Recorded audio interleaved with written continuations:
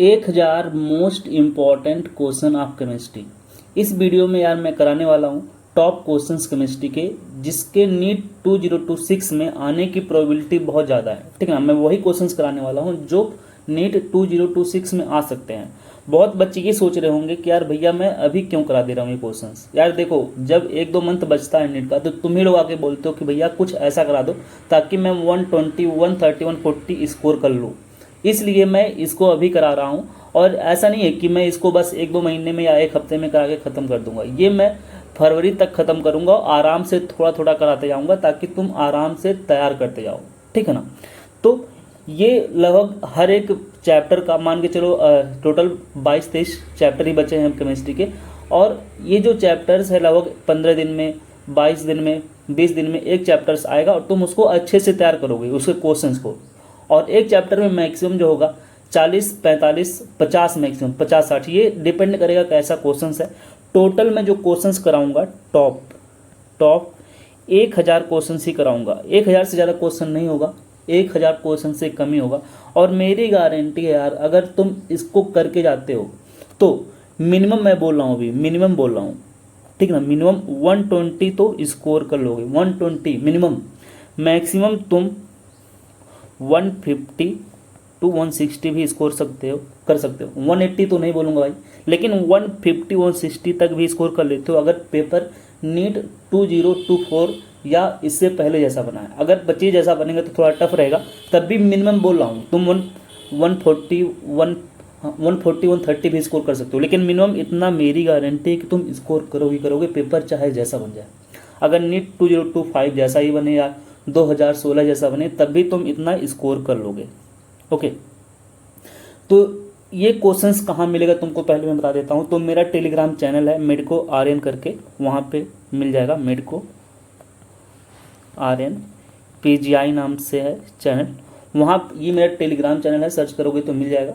और इसी Telegram channel पे मैं ये PDF सेंड करता हूँ, तो यहाँ पे मिल जाएगा। ओके, तो ये तो यार जो, लेकिन टॉप 1000 जो क्वेश्चंस मैं करा रहा हूँ ये पेड बैच वालों के लिए, जो बच्चे पेड बैच में हैं। ये जो क्वेश्चंस कराऊंगा 1000 क्वेश्चंस, ये पेड है और इसका जो प्राइस है 499 रुपया है। लेकिन कुछ बच्चे कह रहे थे भैया इसको फ्री कर दो, कुछ बच्चे बोल रहे थे यार फ्री कर दो। तो यार देखो, इसको मैं फ्री तो नहीं कर सकता, लेकिन मैं कुछ सोचा हूँ आप लोगों के लिए। ये जो टॉप 1000 क्वेश्चंस करा रहा हूँ ना, इसमें में से जो मुझे ज़्यादा इम्पोर्टेंट लगेगा और भी इम्पोर्टेंट, ठीक ना, ये सबसे ज़्यादा इम्पोर्टेंट है वो, जिसे मैं बोल सकता हूँ टॉप 400, ठीक ना। ये मैं टॉप 400 क्वेश्चंस प्रोवाइड करूँगा, इसी वाले जो मान लो एक चैप्टर में अगर मैं कितना क्वेश्चंस करा रहा हूँ, मान लो चलो जैसे ये मोल कॉन्सेप्ट है, उसमें मैं टोटल 43 क्वेश्चंस करा रहा हूँ, तो इसमें भी ज़्यादा इंपॉर्टेंट क्वेश्चंस होगा ना, 43 में भी टॉप क्वेश्चंस होंगे। तो इसमें में से जो मुझे ज़्यादा इंपॉर्टेंट लगेगा, जैसे अप्रॉक्स मान के चलो कि 20 क्वेश्चंस एक चैप्टर का अगर मैं करूँ तो टॉप 20 क्वेश्चंस मैं प्रोवाइड कर दूंगा एक पर चैप्टर से। पर चैप्टर नहीं हो सकता हो किसी में 25 हो, किसी में 30 हो, तो इस तरह से मैं प्रोवाइड कर दूंगा फ्री में, ठीक ना। ये फ्री में आएगा और ये मेरे यूट्यूब चैनल पे लगभग डेली आएगा। 2 क्वेश्चन डेली आएंगे, डेली या 2 क्वेश्चन आएंगे, और वो बहुत ज़्यादा इंपॉर्टेंट क्वेश्चन होंगे, चैप्टर वाइज नहीं रहेगा, डेली 2 क्वेश्चन होगा, ठीक ना। और इसको मैं पोस्ट करूँगा, ये जो क्वेश्चन होंगे इसको मैं पोस्ट कर दिया करूँगा कि ये इंपॉर्टेंट क्वेश्चन है, इसको देख लो, ये फ्री है। ये जो टॉप 1000 क्वेश्चंस है ये यार पेड बैच था, लेकिन जो फ्री बच्चे बोल रहे थे, ठीक ना, उनके लिए मैं कर रहा हूँ कि टॉप 400 क्वेश्चंस। अब बच्चे बोलेंगे भैया अगर मैं 400 क्वेश्चंस करके जाऊँगा तो कितने मार्क्स मिल सकते हैं। देखो, इसमें भी मेरी गारंटी, अगर केवल तुम इन टॉप 400 क्वेश्चंस को भी कर लोगे तो तुम 80 से 100 मार्क्स, ये मैं बोल रहा हूँ मिनिमम, ये है, ये मिनिमम मैं बोल रहा हूँ कि 80 स्कोर ही कर लोगे। अगर ये जो टॉप 400 क्वेश्चंस मैं दूंगा उससे केमिस्ट्री में तुम मिनिमम 80 मार्क्स स्कोर कर लोगे, तुम 100, 120 भी स्कोर कर सकते हो, इतना भी चले जा सकते हो। लेकिन अगर नीट 2025 जैसा पेपर बना तो मिनिमम तो इतना स्कोर ही कर लोगे, मिनिमम मैं बोल रहा हूँ इन 400 क्वेश्चन से। ये इन बच्चों के लिए जो बोले थे भैया फ्री कर दो, तो यार तुम्हारे लिए फ्री हो गया है, ठीक ना। और ये कहाँ पे तुमको मिलेगा, ये मैं डेली पोस्ट कर दिया करूँगा, 2 क्वेश्चंस मैं डेली पोस्ट करूँगा, एक सुबह और एक शाम को पोस्ट हो जाया करेगा, या दोनों मैं एक साथ पोस्ट कर दिया करूँगा, दोनों क्वेश्चन। ओके, और ये बोलोगे तो इसका मैं PDF भी ग्रुप में सेंड कर दिया करूँगा, जो यही मेरा चैनल है मेडिको RN PGI नाम से, यहाँ पे मैं सेंड कर दिया करूँगा ये 2 क्वेश्चंस। एक तरह से तुम अपना डेली का होमवर्क मान के चलो कि डेली केमिस्ट्री का तुमको 2 क्वेश्चंस ही करना है, और इसका वीडियो सोल्यूशन तुमको मेरे यूट्यूब चैनल पे ही मिल जाएगा। कह रहा हूँ यार, इन क्वेश्चंस को अभी से लगाते चलो, ठीक ना, लास्ट के लिए मत रखना, क्योंकि लास्ट में फिर प्रॉब्लम होता है कि तैयार नहीं हो पाता है, ठीक ना। क्योंकि बच्चे आते हैं मुझसे बोलते हैं भैया आप कैसे तैयार करूँ इन क्वेश्चंस को। एक बार तो तुम पढ़ लोगे, फिर रिवाइज करने में प्रॉब्लम होता है, क्योंकि कम से कम कोई भी चीज़ अगर पढ़ रहे हो तो 5 से 6 बार उसका रिवीजन जरूरी होता है, तभी तुम उसको अच्छे से पेपर में सॉल्व कर पाओगे। कुछ ही चीज़ें होती है 1-2 बार में पढ़ने में याद होती है, लेकिन मैक्सिमम चीज़ें ऐसी होती है कि तुमको उसको रिवीजन देना ही पड़ेगा, तभी जाके उसका तुम यूटिलाइजेशन कर पाओगे। ओके, तो अभी से इसीलिए करा रहा हूँ ताकि तुम लोग यार इसको अच्छे से याद करते हुए चलो। थोड़ा सा और बता देता हूँ, बहुत बच्चे 85 इम्पॉर्टेंट टॉपिक के बारे में पूछ रहे थे यार इसका प्राइस क्या है। तो देखो यार 85 इम्पॉर्टेंट टॉपिक जो प्राइस है इसका 699 है। इससे जो क्वेश्चंस आए थे नीट 2025 में जो मैंने कराए थे 2025 के लिए, तो इससे जो टोटल क्वेश्चंस आए थे 85 इंपॉर्टेंट टॉपिक ऑफ केमिस्ट्री से जो क्वेश्चंस आए थे 42 क्वेश्चंस आए थे। मैंने प्रूफ का वीडियो डाल दिया है जो मैं पढ़ाया था, क्योंकि इन टॉपिक्स को मैंने पढ़ाया भी है। तो 39 क्वेश्चंस आए हुए मेरे पढ़ाए हुए में से। और टोटल जो वीडियो की लेंथ है यार वो कितनी है, मैक्सिमम 45 से 48 ही घंटा का है। तो तुम चाहोगे आराम से इसको ख़त्म कर सकते हो।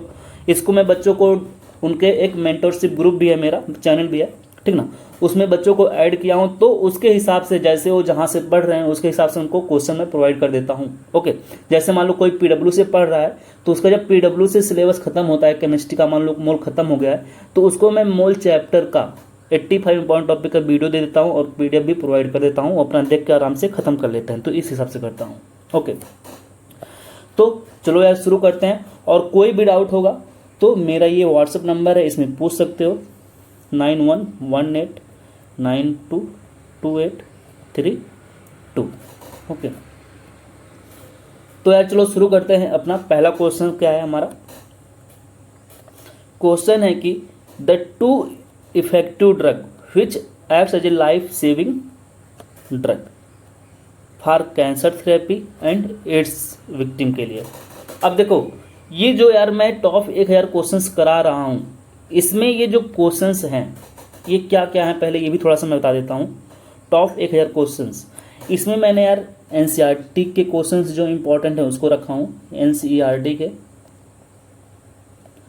और PYQ है, मास्टर द NCERT रखा हूँ, और NCERT एग्जाम्पलर, NCERT एग्जाम्पलर के क्वेश्चंस मैंने रखे हैं जो इम्पोर्टेंट हैं।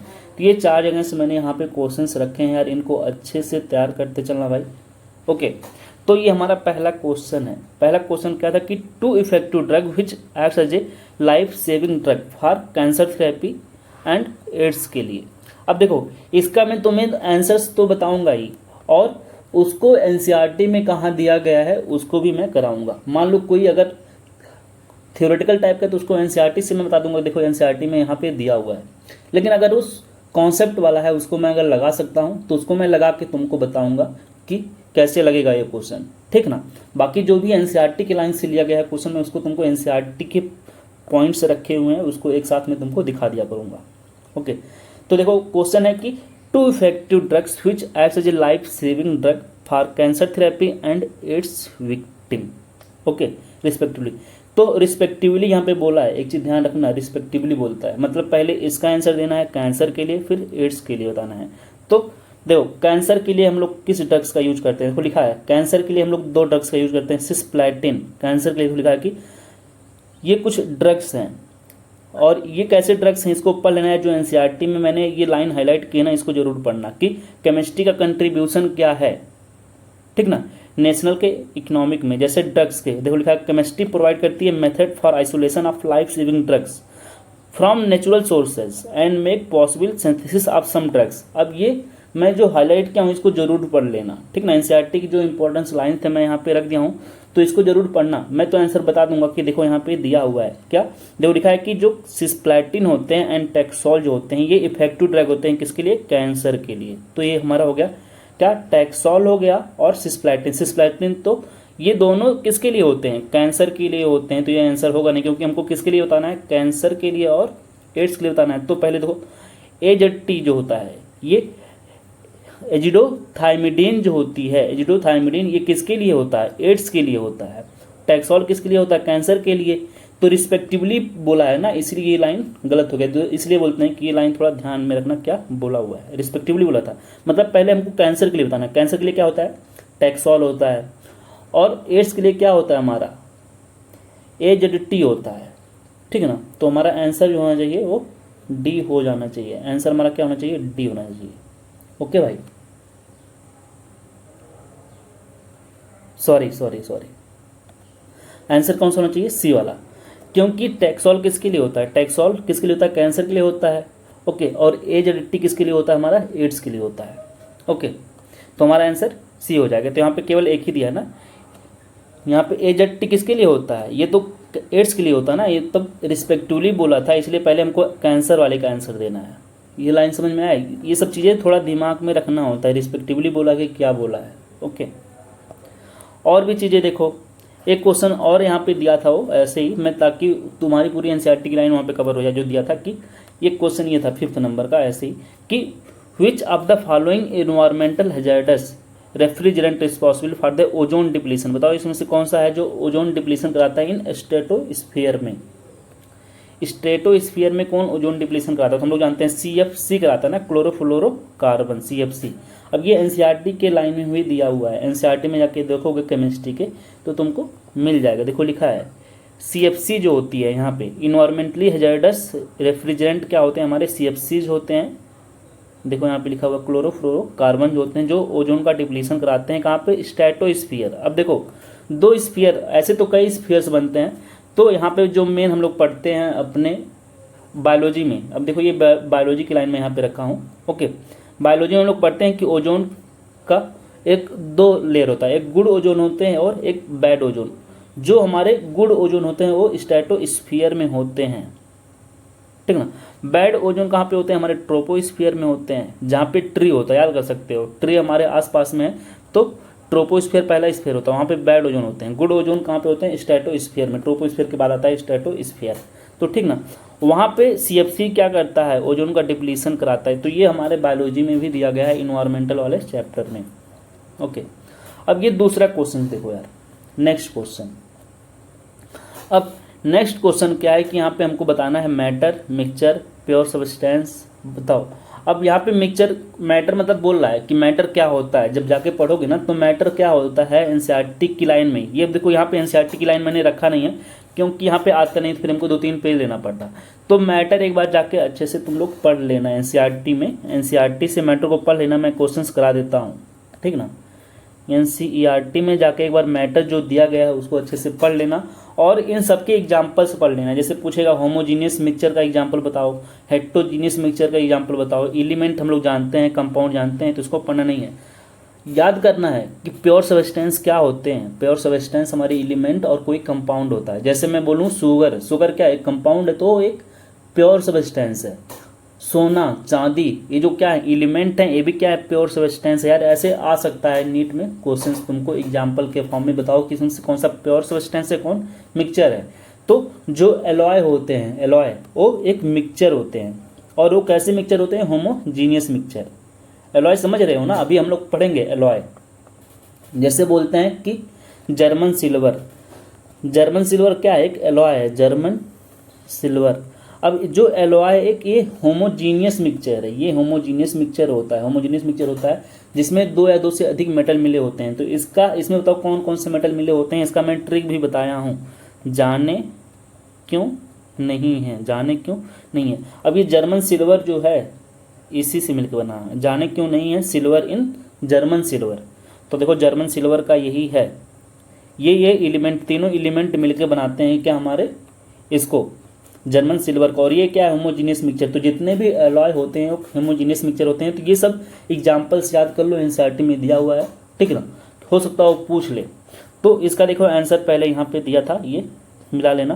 कह रहा है कि मिक्सचर को दो टाइप में बांट रहे हैं, होमोजीनियस और हेट्रोजीनियस। तो हमारा ए हो गया हेट्रोजीनियस मिक्सचर, और बी कह रहा है प्योर सब्सटेंस दो टाइप के होते हैं, एलिमेंट होते हैं और कंपाउंड। तो बी हमारा एलिमेंट हो जाएगा। तो हमारा जो आंसर हो जाना चाहिए वो कौन सा हो जाएगा, हमारा दूसरे का बी हो जाएगा। ओके, चलो नेक्स्ट करते हैं क्वेश्चन। नेक्स्ट क्वेश्चन ये हमारा है कि if we write a result as 11.2 ml then match the item of the column first with column second and choose the correct option from the code given below.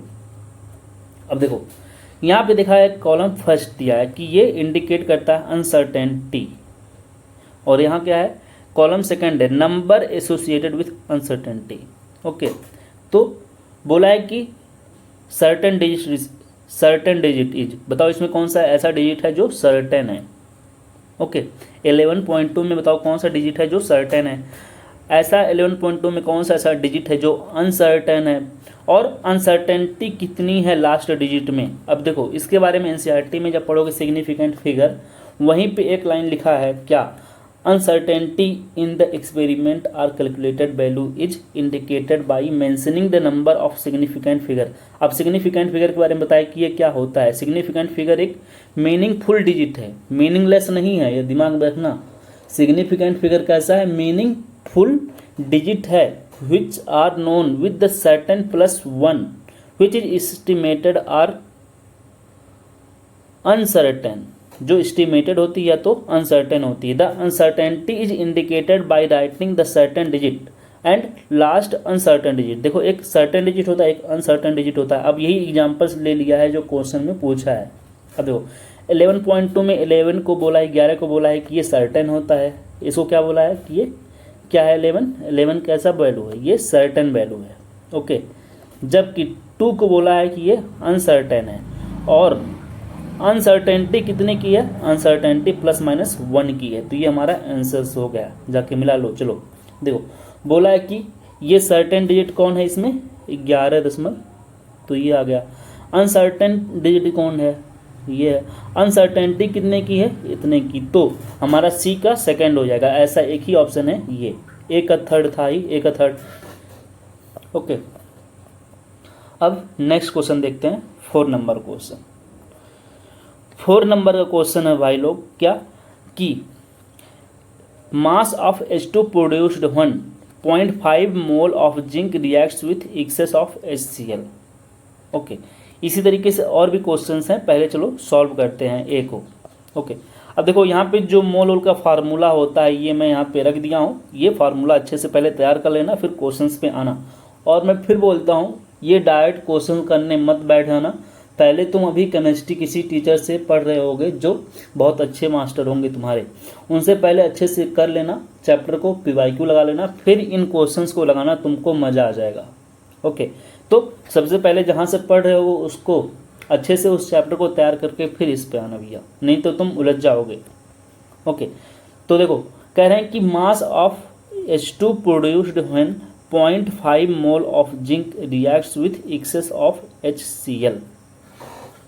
Okay, तो यहाँ पे देख लेते हैं। पहले ही बोला कि mass of H2 produced when इतना ml of zinc reacts with access of HCl। तो देखो जिंक लिखते हैं यहाँ पे, जिंक जो है ये रिएक्ट करता है किससे, HCl से, ये HCl से रिएक्ट करता है। ओके, तो यहाँ पे देखो क्या बनेगा, ZnCl2 बनता है, ZnCl2 प्लस यहाँ पे क्या बनेगा, H2 बनेगा।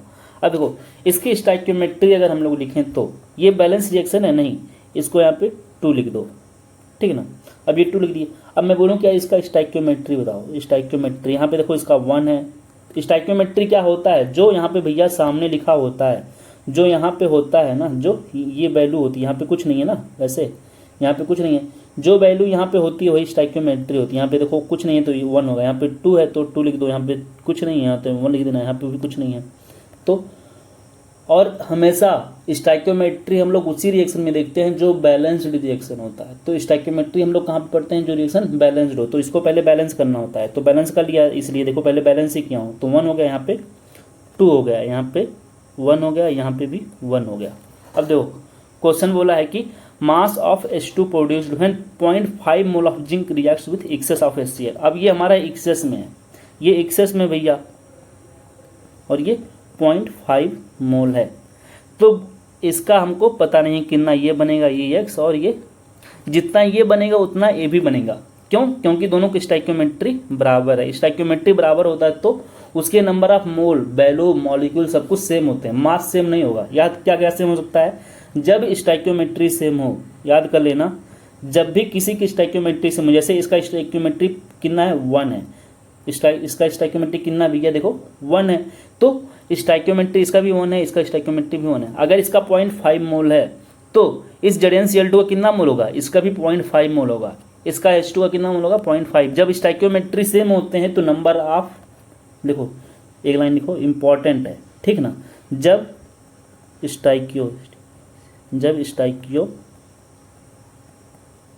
स्टाइक्योमेट्री सेम होती है, सेम हो, ठीक ना, किसकी, रिएक्टेंट या प्रोडक्ट की, या प्रोडक्ट साइड की, या रिएक्टेंट साइड की, तो क्या होता है जब स्टाइक्योमेट्री सेम होता है तब क्या होता है भैया, जब स्टाइक्योमेट्री सेम होती है तब क्या होता है, नंबर ऑफ मोल जो होते हैं, नंबर ऑफ मोल, मॉलिक्यूल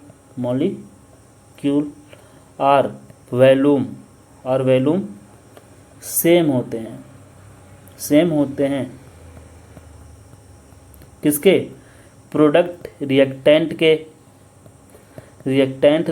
के और प्रोडक्ट के, ठीक ना। जैसे देखो ये हमारा रिएक्टेंट है, सॉरी प्रोडक्ट है, भी प्रोडक्ट है, इसके अगर स्टाइक्योमेट्री सेम है तो इसका भी स्टाइक्योमेट्री दोनों का सेम है, तो अगर इसका X मोल बनेगा तो इसका भी X मोल बनेगा, ठीक है ना। अब ये हमारा क्या हो गया, प्रोडक्ट हो गया, रिएक्टेंट प्रोडक्ट, देखो हमारे रिएक्टेंट का स्टाइक्योमेट्री 1 है, प्रोडक्ट का स्टाइक्योमेट्री 1, प्रोडक्ट का स्टाइक्योमेट्री, तो इसका जितना इसका मोल होगा उतना ही इसका भी मोल होगा, ठीक है ना, तो दोनों के मोल उतने ही होंगे।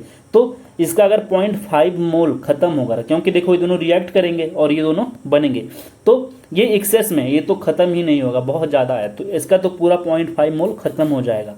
तो यहाँ पे कितना बनेगा, इसका 0.5 मोल बनेगा, तो x के दर पे क्या हो जाएगा, 0.5 मोल, तो यहाँ पे भी x ही बनेगा, ठीक है ना, ये भी क्या हो जाएगा हमारा 0.5 मोल, ठीक है ना। क्यों 0.5 मोल बन रहा है, क्योंकि भैया दोनों क्या है, ये सॉरी स्टाइक्योमेट्री दोनों का सेम है, इन तीनों का स्टाइक्योमेट्री सेम, तो नंबर ऑफ मोल, वैल्यूम सब कुछ सेम हो जाता है, मॉलिक्यूल, मास सेम नहीं होता है, मास लिख लो, नोट में है, नोट में क्या होगा, मास सेम हो भी सकता है और नहीं भी होगा, समझे ना, मास सेम हो सकता है, जरूरी नहीं है, समझे ना, इस लाइन को याद लेना, मास में भी सेम, भाई बहुत गर्मी हो रहा, पंखा बंद करके बनाना पड़ रहा है, ओके। अब देखो क्वेश्चन, अब तुम्हारे क्वेश्चन पे आता हूँ, तो बताओ इसका मोल कितना है, 0.5 मोल आया, तो मास बताओ। अब हाइड्रोजन का हमको क्या पता चल गया, हमको हाइड्रोजन का पता चल गया नंबर ऑफ मोल। अब किसी का नंबर ऑफ अगर मोल पता होता है, तो वेट अपॉन मॉलिक्यूलर वेट, तो नंबर ऑफ मोल पता है हाइड्रोजन का कितना, 0.5 हो गया, चलो 0.5 रख देता हूँ, 0.5 हो गया। वेट पूछा है इन ग्राम में, अपॉन मोलर मास हाइड्रोजन कितना होता है H2 का, तो 2 होता है, तो कितना आ जाएगा, 1 आ जाएगा, 1 मोल, ठीक है ना। तो बोला है कि बताओ H2, यहाँ पे बोला है मास ऑफ H2, याद करना, मास ऑफ हाइड्रोजन नहीं बोला है, H बोला होता तो कितना लिखते हैं यहाँ पे तो मैं अगर H2 लिखा है तो यहाँ पे 2 लिख दिया, अगर H बोला होता तो 1 लिखता, ये दिमाग में रखना, नहीं तो गलत हो जाओगे, समझे ना। तो देखो 1 मोल आ रहा है आंसर, कहीं पे 1 मोल है, और 1 मोल को हम लोग क्या लिखते हैं भैया, 1 मोल को लिखते हैं क्या, 6.023 × 10⁻23, ये एक मोल को ही तो लिखते हैं, तो एक मोल चाहे हो चाहे ये लिखा हो, बात एक ही है, तो हमारा ए का कौन सा हो जाएगा, सेकंड हो जाएगा भैया, ए का आंसर कौन सा हो जाएगा, सेकंड। तो ऐसा कहाँ पे दिया है, कहीं पे दिया है, एक ही ऑप्शन ऐसा है हमारा फर्स्ट। तो हमारा चौथे का जो आ जाएगा आंसर भैया, वो कौन सा आ जाएगा, सॉरी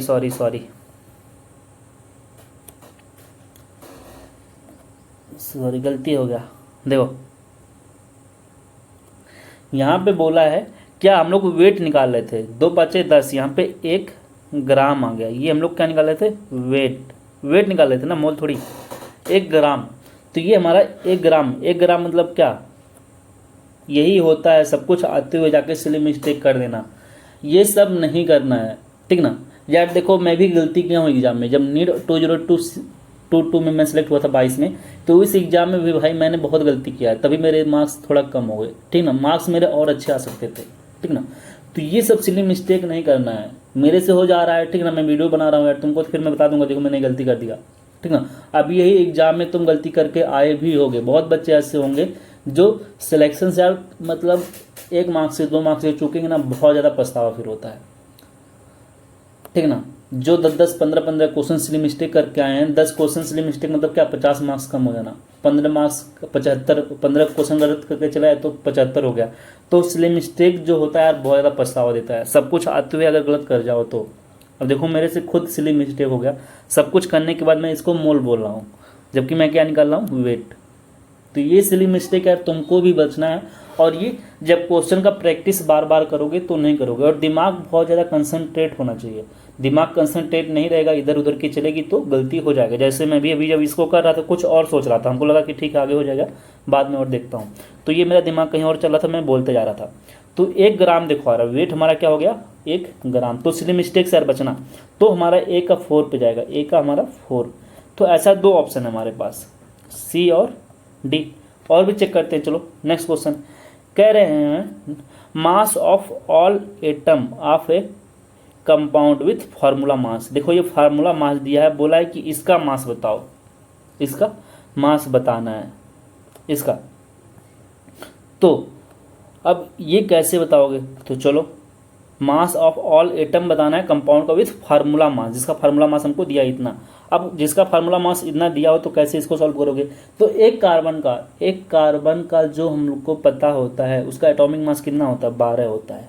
तो 12 × 70 प्लस 22 × हाइड्रोजन का एक ही लेंगे। अब इसको सॉल्व कर लो, तो 12×5 = 60, 12×6 = 72, 12×7 = 84 हो गया, प्लस 22 हो गया। ओके, इसको और सॉल्व करो, तो इसको जोड़ लो, 840 में 22 को जोड़ोगे तो कितना हो जाएगा, 2 4 2 6, 862 आ गया, 862 आ गया ना। तो ये इतना वैल्यू आया। अब इसमें क्या करोगे, ये हमारा जो वैल्यू होगा इसमें 1 AMU का मल्टीप्लाई करना पड़ेगा, इसमें 1 AMU का मल्टीप्लाई कर दो। ये कितना म्यू है, ये किस में आ रहा है, म्यू में आ रहा है, ठीक है ना। 1 म्यू का मल्टीप्लाई कर दो, कितने में, इसमें 862 में म्यू का मल्टीप्लाई कर देना। ये किस में आया भैया, मास म्यू में आया है, तो 862 म्यू है। तो 1 म्यू इजिकल टू कितना होता है, 1 म्यू इजिकल टू होता है 1.67 × 10⁻24 ग्राम होता है। यही तो होता है 1 म्यू इजिकल टू। अब जब 1 म्यू से मल्टीप्लाई करोगे तो बताओ क्या होगा, 1 म्यू से मल्टी जब अप्लाई करोगे, इसका वैल्यू यहाँ पे रखे, यहाँ पे देखो इसका वैल्यू यहाँ पे लाके रख दो, तो 862 × 1.67 × 10⁻24 ग्राम। अब इसका जो मल्टीप्लाई करोगे तो कितना आएगा, हमारा ये वाला आंसर आएगा। एक बार मल्टीप्लाई करके तुम लोग आंसर देख लेना, तो आंसर हमारा ये आएगा बी का। तो बी का हमारा हो जाएगा 3rd। तो ऐसा कोई ऑप्शन है, बी का 3rd 2 जगह है। नेक्स्ट क्वेश्चन देखते हैं, कह रहा है कि ये इसको देख लेते हैं, नंबर ऑफ मॉलिक्यूल इन, चलो सी को पहले देखते हैं क्योंकि दोनों सॉल्व करना है। तो सी क्या है हमारा, number of molecule in 35.5 gram of Cl2 बताना है, नंबर ऑफ मॉलिक्यूल। अब देखो कौन सा फार्मूला लगाओगे, ये हमारा नंबर ऑफ मॉलिक्यूल का फार्मूला, ये हमारा फार्मूला था किसका, नंबर ऑफ मॉलिक्यूल का, नंबर ऑफ मॉलिक्यूल बताना है, ठीक ना। किसमें, इतने ग्राम ऑफ Cl2 में। तो हमको वेट दिया है, मोलर मास कितना होता है जानते हैं, इसका Cl2 कितना होता है, 70 होता है, Cl2 का 70 होता है। तो रखोगे, देखो अब यहीं पे रख के देख लो, क्या 35.5/70 हो गया। और नंबर ऑफ मॉलिक्यूल रख दो अपान Na। तो ये काट दो तो 1/2 आ गया, मतलब 0.5 Na। 0.5 Na मतलब क्या हो गया, नंबर ऑफ मॉलिक्यूल 0.5 Na, या इसी को हम लिख सकते हैं क्या, ये 3.01 गुणित 10 की पावर 23, ठीक है ना, क्योंकि हाफ है ना, इसी को हम ऐसे भी लिख सकते थे। देखो इसी को हम लिख सकते हैं हाफ Na। Na का वैल्यू हम लोग जानते हैं कितना होता है, Na का वैल्यू होता है 6.023 होता है। इसी को काटोगे तो इतना ही आएगा। तो हमारा ये जो आंसर हो जाएगा सी का फर्स्ट हो जाएगा। सी का कौन सा हो जाएगा, हमारा पहला हो जाएगा, ठीक है ना, सी का फर्स्ट हो जाएगा। तो हमारा डी, देखो ये वाला सी वाला तो आंसर सही हो गया। बाकी आंसर भी चेक कर लेते हैं। डी, नंबर ऑफ मॉलिक्यूल इन 64। अब सेम फार्मूला वहाँ पे भी लगाना है, तो क्या करोगे 64/64। SO2 का मॉलिक्यूलर वेट कितना आएगा, 64 ही होता है। SO2 का जब निकालोगे मॉलिक्यूलर वेट कितना आएगा, 64। SO2 का मॉलिक्यूलर वेट कितना आएगा, SO2 का मॉलिक्यूलर वेट कितना आएगा भैया, देखो 32 हो गया। सल्फर का मॉलिक्यूलर एटॉमिक वेट 32 हो गया, और O2 का एक ऑक्सीजन का 16 होता है, 2 ऑक्सीजन का 32। भाई इतना गर्मी हो रहा है कि दिमाग काम नहीं कर रहा, बहुत ज़्यादा गर्मी हो रहा है, क्योंकि ये वीडियो मुझे फैन बंद करके बनाना पड़ रहा है। ओके, अब तुम लोग पूछोगे भैया आप मैं तो मेडिकल कॉलेज में हो और इतनी गरीबी, भाई गरीबी बहुत है इसलिए पढ़ाना पड़ रहा है, ठीक है ना, गरीबी बहुत है इसलिए क्या करना पड़ रहा है, पढ़ाना पड़ रहा है, इसलिए तुम लोगों से पैसा लेना पड़ रहा है, नहीं तो फ्री में पढ़ा देता। फ्री में तब भी नहीं पढ़ाता, हर कोई यार पैसे के लिए ही कर रहा है सब कुछ, जो भी कर रहा है। अगर मैं MBBS कर रहा हूँ तो मैं पैसे कमाने के लिए कर रहा हूँ, बाद में देश की सेवा है। ऐसा नहीं कि देश की सेवा लोगों की सेवा करने के लिए नहीं है, लेकिन सबका मोटिव है कि हाँ ठीक ठाक अपने घर के लिए, घर चलाने के लिए कुछ पैसा मिल जाए। तो यार बस वही है। ओके चलो आगे बढ़ते हैं। तो देख लो ये हो गया आंसर, ठीक है, गर्मी तो बहुत है। नेक्स्ट क्वेश्चन देखो 5 नंबर क्वेश्चन देखो, ये भी NCERT में दिया हुआ है। अब बहुत चीज़ें ऐसी NCERT में दिया होगा, तुम NCERT अगर पढ़ोगे नहीं ना तो तुमको पता ही नहीं चलेगा, या तुमको अगर कोई ढंग का मास्टर ना हो, मास्टर बोल रहा हूँ, बहुत लोग बोलते हैं किंग ऑफ केमिस्ट्री, बोलते हैं बहुत लोग king of organic, legend of organic. भाई मैं तो मास्टर हूँ, किंग नहीं हूँ, ठीक ना। तो किसी एक अच्छे मास्टर से जब पढ़ोगे ना, मास्टर, तो ये सब तभी तुमको बताएगा कि स्टॉक सोल्यूशन क्या होता है। नहीं तो छोड़ के कभी सुने होंगे, बहुत ऐसे कम बच्चे होंगे जो ये सुने होंगे स्टॉक सोल्यूशन वही सुना होगा जो NCERT पढ़ा होगा, ठीक ना। मैं भी सिलेक्ट हो गया था, स्टॉक सोल्यूशन नहीं जानता था, क्योंकि सिलेक्ट होके तो निकल आया, NCERT में पढ़ा ही नहीं, ठीक ना। तो स्टॉक सोल्यूशन अब बहुत बच्चे होंगे जो नहीं जानते होंगे। चलो तो इसी से शुरू करते हैं, स्टॉक सोल्यूशन से। अब बोलोगे कि स्टॉक सोल्यूशन क्या होता है, स्टॉक सोल्यूशन। तो देखो NCERT में एक लाइन दिया है कि ऐसा सोल्यूशन जिसकी कंसंट्रेशन बहुत ज़्यादा होती है। स्टॉक सोल्यूशन एक ऐसा सोल्यूशन होता है जिसकी कंसंट्रेशन बहुत ज़्यादा होती है। अब ये क्यों बनाया जाता है, ये लेबोरेटरी में बना के पहले से ही रख लिया जाता है, इसीलिए बोलते हैं ना कि स्टॉक में रखा हुआ है। कोई चीज़ बना के पहले से रख लो तो क्या बोलोगे, स्टॉक में रखा गया है। तो ऐसा सोल्यूशन जो लेबोरेटरी में बना के रख लेते हैं और उसका कंसंट्रेशन बहुत हाई होता है। देखो यहाँ पे लिखा है केमिस्ट्री के लेबोरेटरी में हम लोग पहले से चीज़ें बना के रख लेते हैं और वो बहुत ज़्यादा कंसंट्रेट होता है। और जब ज़्यादा कंसंट्रेट है तो जिस हिसाब से हमको चाहिए होता है लैब में कि हमको थोड़ा और डाइल्यूट कर लेना है, उस हिसाब से हम लोग डाइल्यूट करके अपना यूज कर लेते हैं, ठीक है ना। तो पहले से बना के रख लेते हैं और ये हाई कंसंट्रेट पे बना के रखते हैं। मान लो पहले से तुम डाइल्यूट बना के रख लोगे तो उसको कंसंट्रेट थोड़ी कर पाओगे, लेकिन पहले से अगर खूब कंसंट्रेट किया तो उसको आराम से डाइल्यूट करते जाओ और फिर यूज कर लो, इसलिए उसको पहले से ही कंसंट्रेट करके रखते हैं। तो ऐसा सोल्यूशन जिसका कंसंट्रेशन बहुत हाई होता है ये NCERT में लिखा हुआ है। ओके अब देखो M1V1 इक्वल टू क्या होता है, ये formula M1V1 equal to M2V2। तो पहले तो E का हमारा हो गया सेकंड, E का सेकंड एक ही जगह है दिया हुआ मालिक, ऐसा ऑप्शन केवल B है। E का सेकंड कहाँ पे दिया हो, केवल B में, तो हमारा आंसर तो एक ही ऑप्शन से हो गया B से। लेकिन और भी देख लेते हैं, तो अभी देखिए D का देखेंगे, D का 1 और ऐसा ऑप्शन केवल एक ही दिया तो MnV1। चलो और भी चेक कर लेते हैं, ठीक ना, इतना जल्दी आंसर नहीं करना है, इसलिए गलती हो जाता है कभी कभी। एक दो ऑप्शन से हम लोग आगे बढ़ जाते हैं, हो सकता हो कि हम लोग सिली मिस्टेक से गलत लगा दिए हों आंसर, लेकिन पता चलता है कि कोई आंसर दूसरा है, इसलिए थोड़ा आंसर बाकी भी ऑप्शंस को चेक कर लिया करते हैं। ओके ठीक है, तो 2 चेक कर लिया। तीसरा चेक करते हैं क्या, मोल फ्रैक्शन क्या होता है। बोल रहा है भैया कि मोल फ्रैक्शन क्या है हमको बताओ। तो मोल फ्रैक्शन क्या होता है, कह रहे हैं कि ये एक रेशियो होता है। मोल फ्रैक्शन क्या है, फ्रैक्शन कभी भी आए तो जान जाना क्या होता है, वो एक रेशियो। फ्रैक्शन मतलब होता है ही कि क्या, रेशियो। तो मोल फ्रैक्शन भैया एक रेशियो है। मोल फ्रैक्शन क्या, एक रेशियो है, ठीक है ना। तो एक हमारा 4 हो गया, एक हमारा 4 दिया ही है, एक ही ऑप्शन ऐसा दिया है। तो ये एक रेशियो है ऑफ किसका, number of mole of a partial component का। पहले एक पार्शियल कंपोनेंट लेंगे to the total number of mole of solution, समझे। मोल फ्रैक्शन अगर किसी का निकालना हो, मैं बोलूँ कि मान लो कोई कंपाउंड है, ये कंपाउंड है पूरा, और इसमें कोई मॉलिक्यूल ए है, सॉरी हम हाइड्रोजन लेते हैं, चलो यहाँ पे ये जो है हाइड्रोजन है, कार्बन है और ऑक्सीजन है, ये तीनों मिलकर एक मॉलिक्यूल बनाए C6H12O6। अब मैं बोलूँ कि बताओ हाइड्रोजन कितना है, हाइड्रोजन का फ्रैक्शन क्या है, मोल का फ्रैक्शन, कार्बन के मोल का फ्रैक्शन क्या है, तो ऑक्सीजन के मोल का फ्रैक्शन क्या है।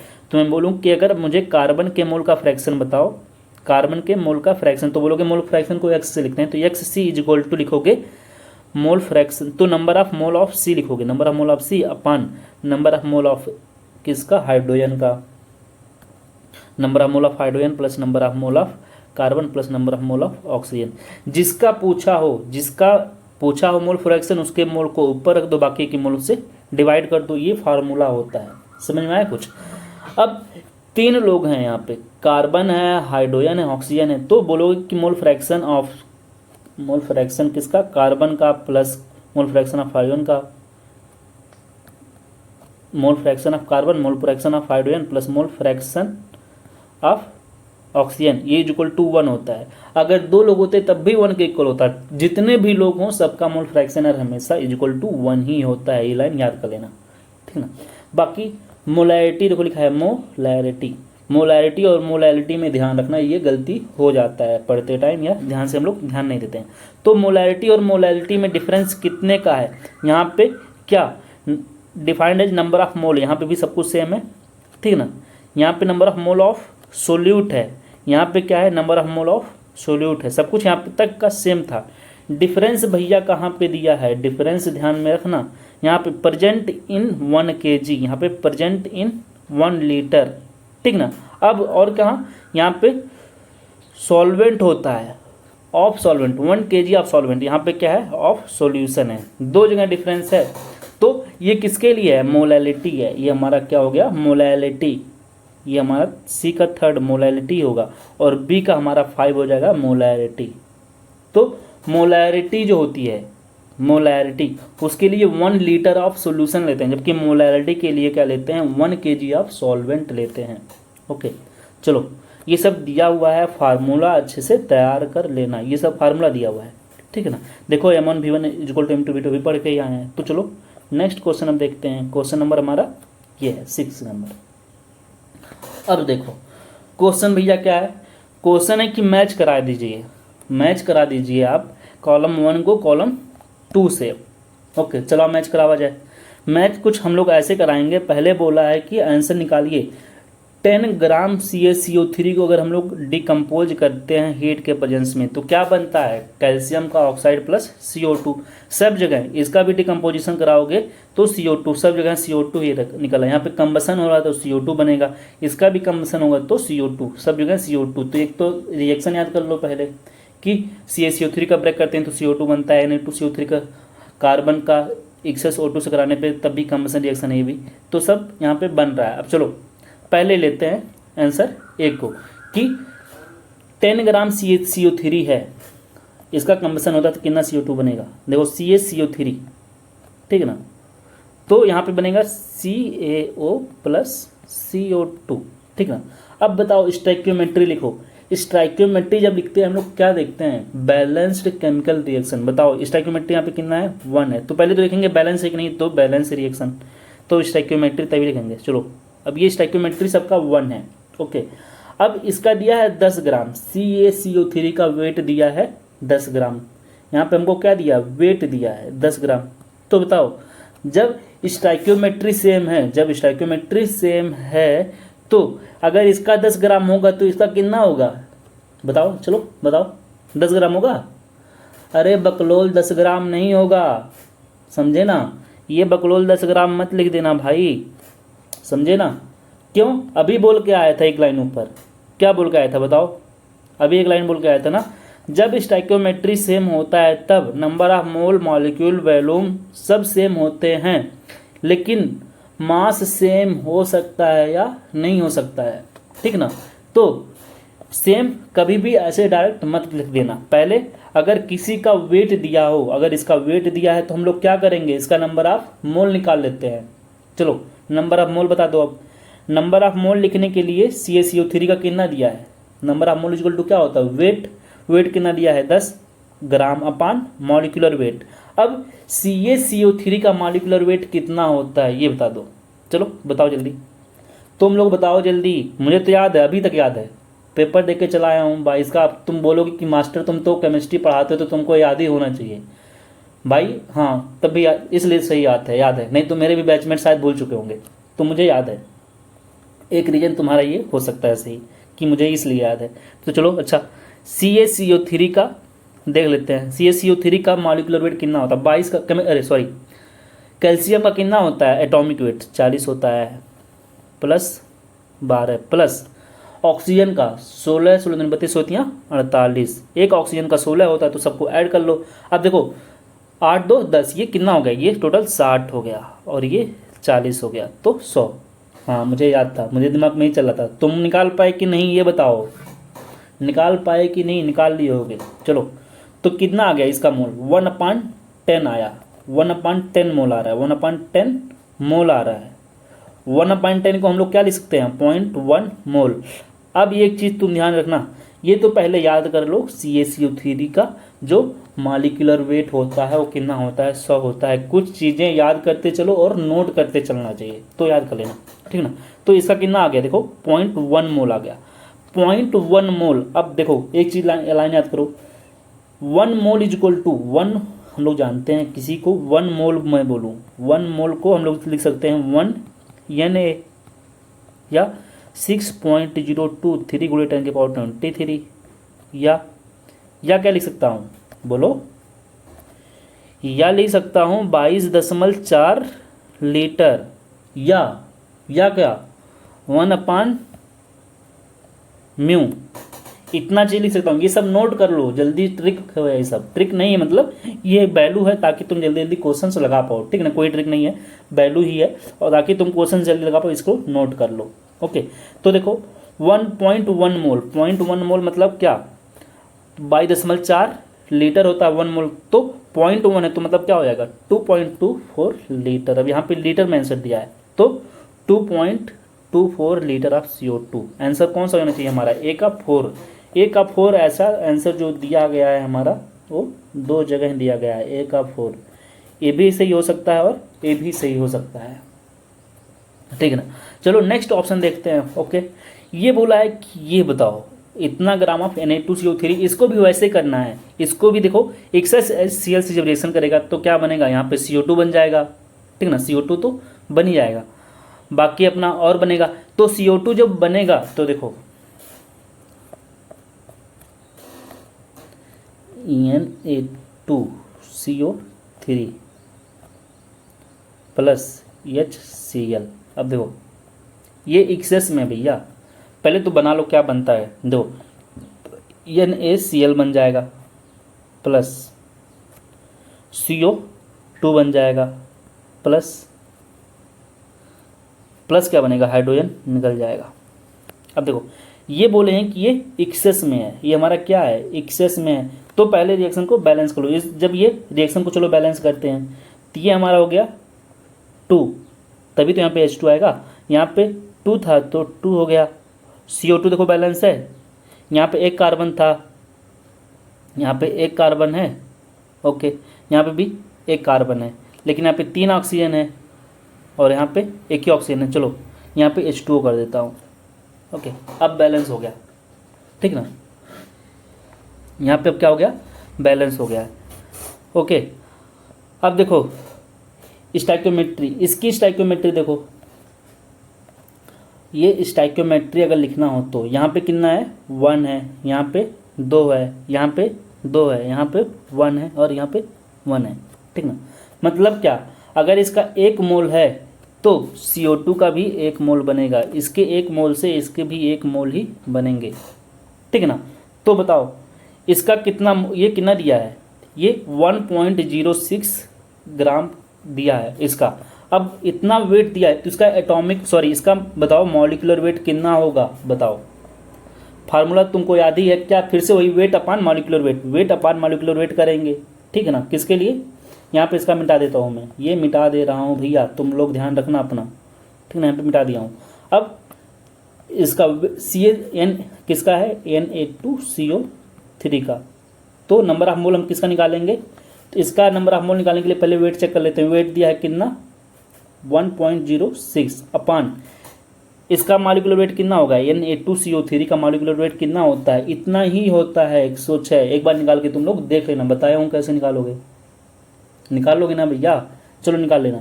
तो ये कितना आएगा, इसको सॉल्व करोगे तो आ गया ये 0.01 मोल, इतना मोल आ गया। या इसी को क्या बोलेंगे, 0.224 लीटर बोलेंगे। तो बी का हमारा हो जाएगा पहला, बी का हमारा आंसर हो गया, पहला आंसर हो गया। चलो नेक्स्ट बोल रहे हैं कि 2.4 ग्राम कार्बन जब एक्सेस O2 से रिएक्शन करता है तो CO2 बनता है। तो कार्बन दिया है तो इसका भी फिर से वही करो, वेट अपान मॉलिक्यूलर वेट। वेट कितना है 2.4 अपान मॉलिक्यूलर वेट कितना है, कार्बन का मॉलिक्यूलर वेट कितना, सॉरी एटॉमिक वेट, कार्बन का एटॉमिक वेट कितना होता है 12 होता है। तो इसको डिवाइड करो, तो इसको चलो ऊपर नीचे पहले मल्टीप्लाई कर लेते हैं 10 से, 10 यहाँ पे आ गया। तो ये 10 से जब मल्टीप्लाई करो तो 24 हो जाए, 12×24, तो 2/10 हो गया, ठीक ना। 2/10 है, मतलब इतना मोल आ रहा है, इतना मोल। तो 22.4, 2/10 और यहाँ पे 22.4 से मल्टीप्लाई कर लो तो कितना हो गया ये हमारा, ये कुछ आएगा लगभग 44.8 लीटर अपान 10। अब 10 से डिवाइड कर लोगे तो क्या आएगा 4.48 लीटर ऑफ CO2। तो ये कहाँ चला गया, इस पे चला गया, ओके।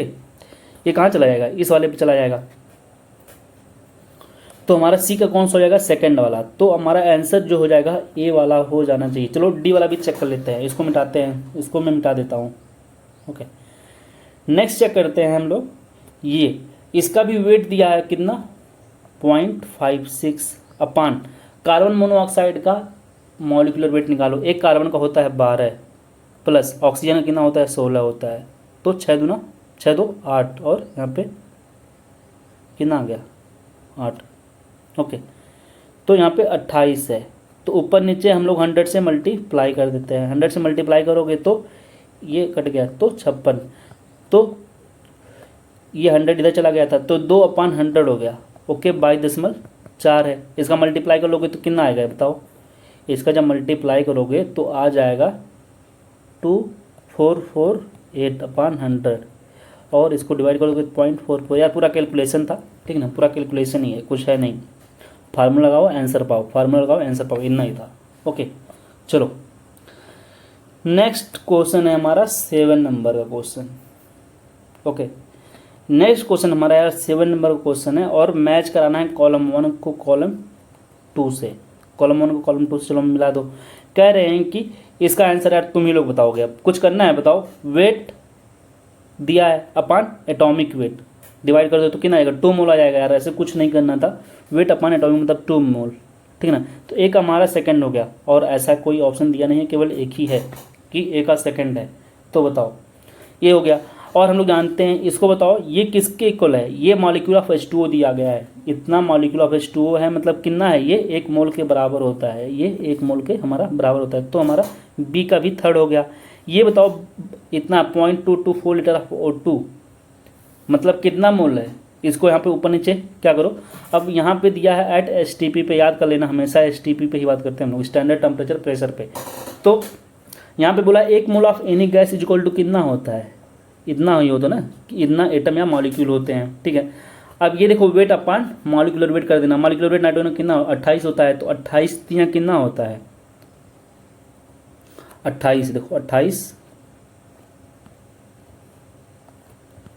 28 3 8 24 4 चलो 3 6 2 8 हो गया, 84 आ गया। तो 3 मोल आ जाएगा वेट अपान मोलिकुलर वेट।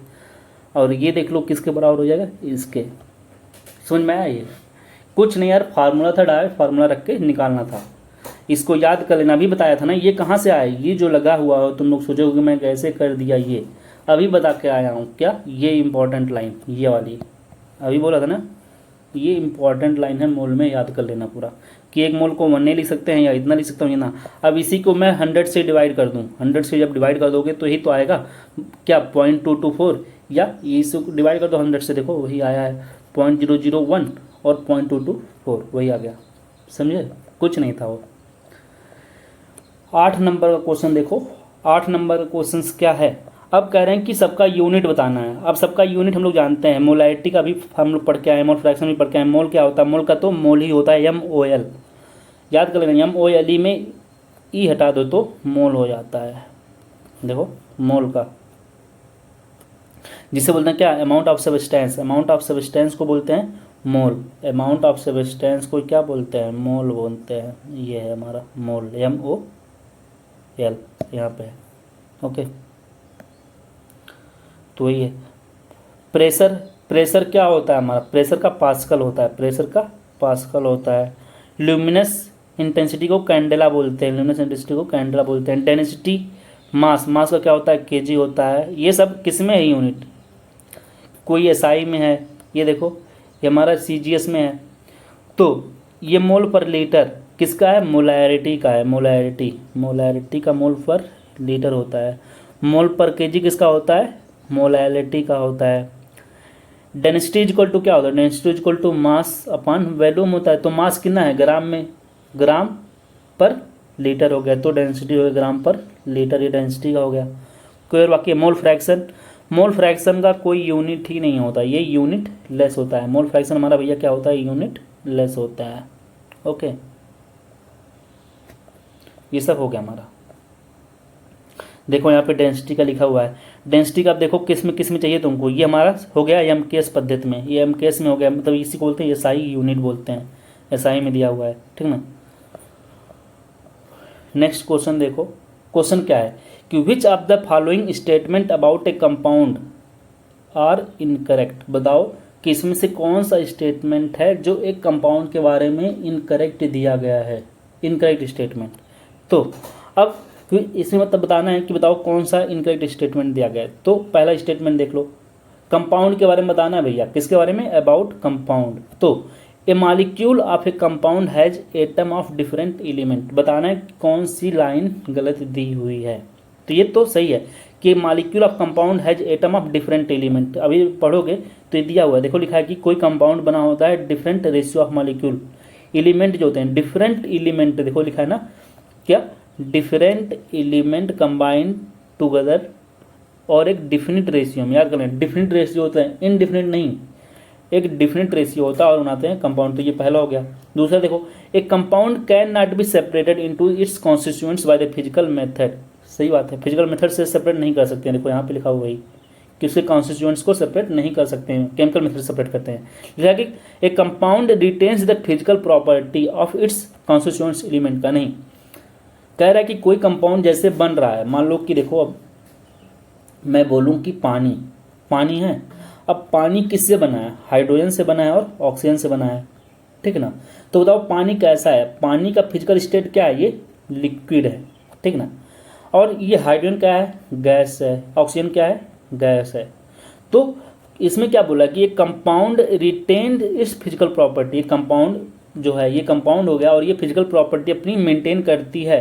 कैसे, जो इसके एलिमेंट का होता है, जो इसके कंपोनेंट्स का होता है। तो ये गलत है, ये गैस थे, ये देखो लिक्विड हो गया, तो फिजिकल प्रॉपर्टी क्या होती है, रिटेन नहीं होती है, रिटेन नहीं है फिजिकल प्रॉपर्टी, चेंज हो गई ना। ये गैस से ये लिक्विड हो गई, तो ये गलत हो गया, हमारा थर्ड का गलत हो गया। नेक्स्ट देखो, the ratio of atom of different element in A compound is fix. जो रेशियो होती है एटम की ऑफ डिफरेंट एलिमेंट की इन ए कंपाउंड ऑफ फिक्स होती है। तो ये भी सही है, हमारा आंसर जो हो जाएगा ए। ओके, ये सब देखो, ये सब चीज़ें लिखी हुई है, इसको पढ़ लेना। ये सब चीज़ें जो भी मैं समझाया हूँ देखो वही बता रहा है कि हाइड्रोजन क्या है, और ऑक्सीजन गैस है, लेकिन वाटर जो बन रहा है वो वाटर क्या हमारा लिक्विड है, तो उसका जो फिजिकल प्रॉपर्टी है, जो कॉन्स्टिट्यूएंट का फिजिकल प्रॉपर्टी वो रिटेन नहीं करता, वही सब लिखा है। देखो यहाँ पे सबसे इंपॉर्टेंट जो चीज़ यहाँ पे दिया हुआ है इसको याद कर लेना, ये सब चीज़ कि क्या हमारा जो it is instructing to note that कि हाइड्रोजन जो होती है बर्न करती with a sound that is pop sound, okay, जबकि ऑक्सीजन जो होती है सपोर्ट करती है कंबसन में। किसी चीज़ को जलाने में ऑक्सीजन का ज़्यादा इंपॉर्टेंट रोल होता है।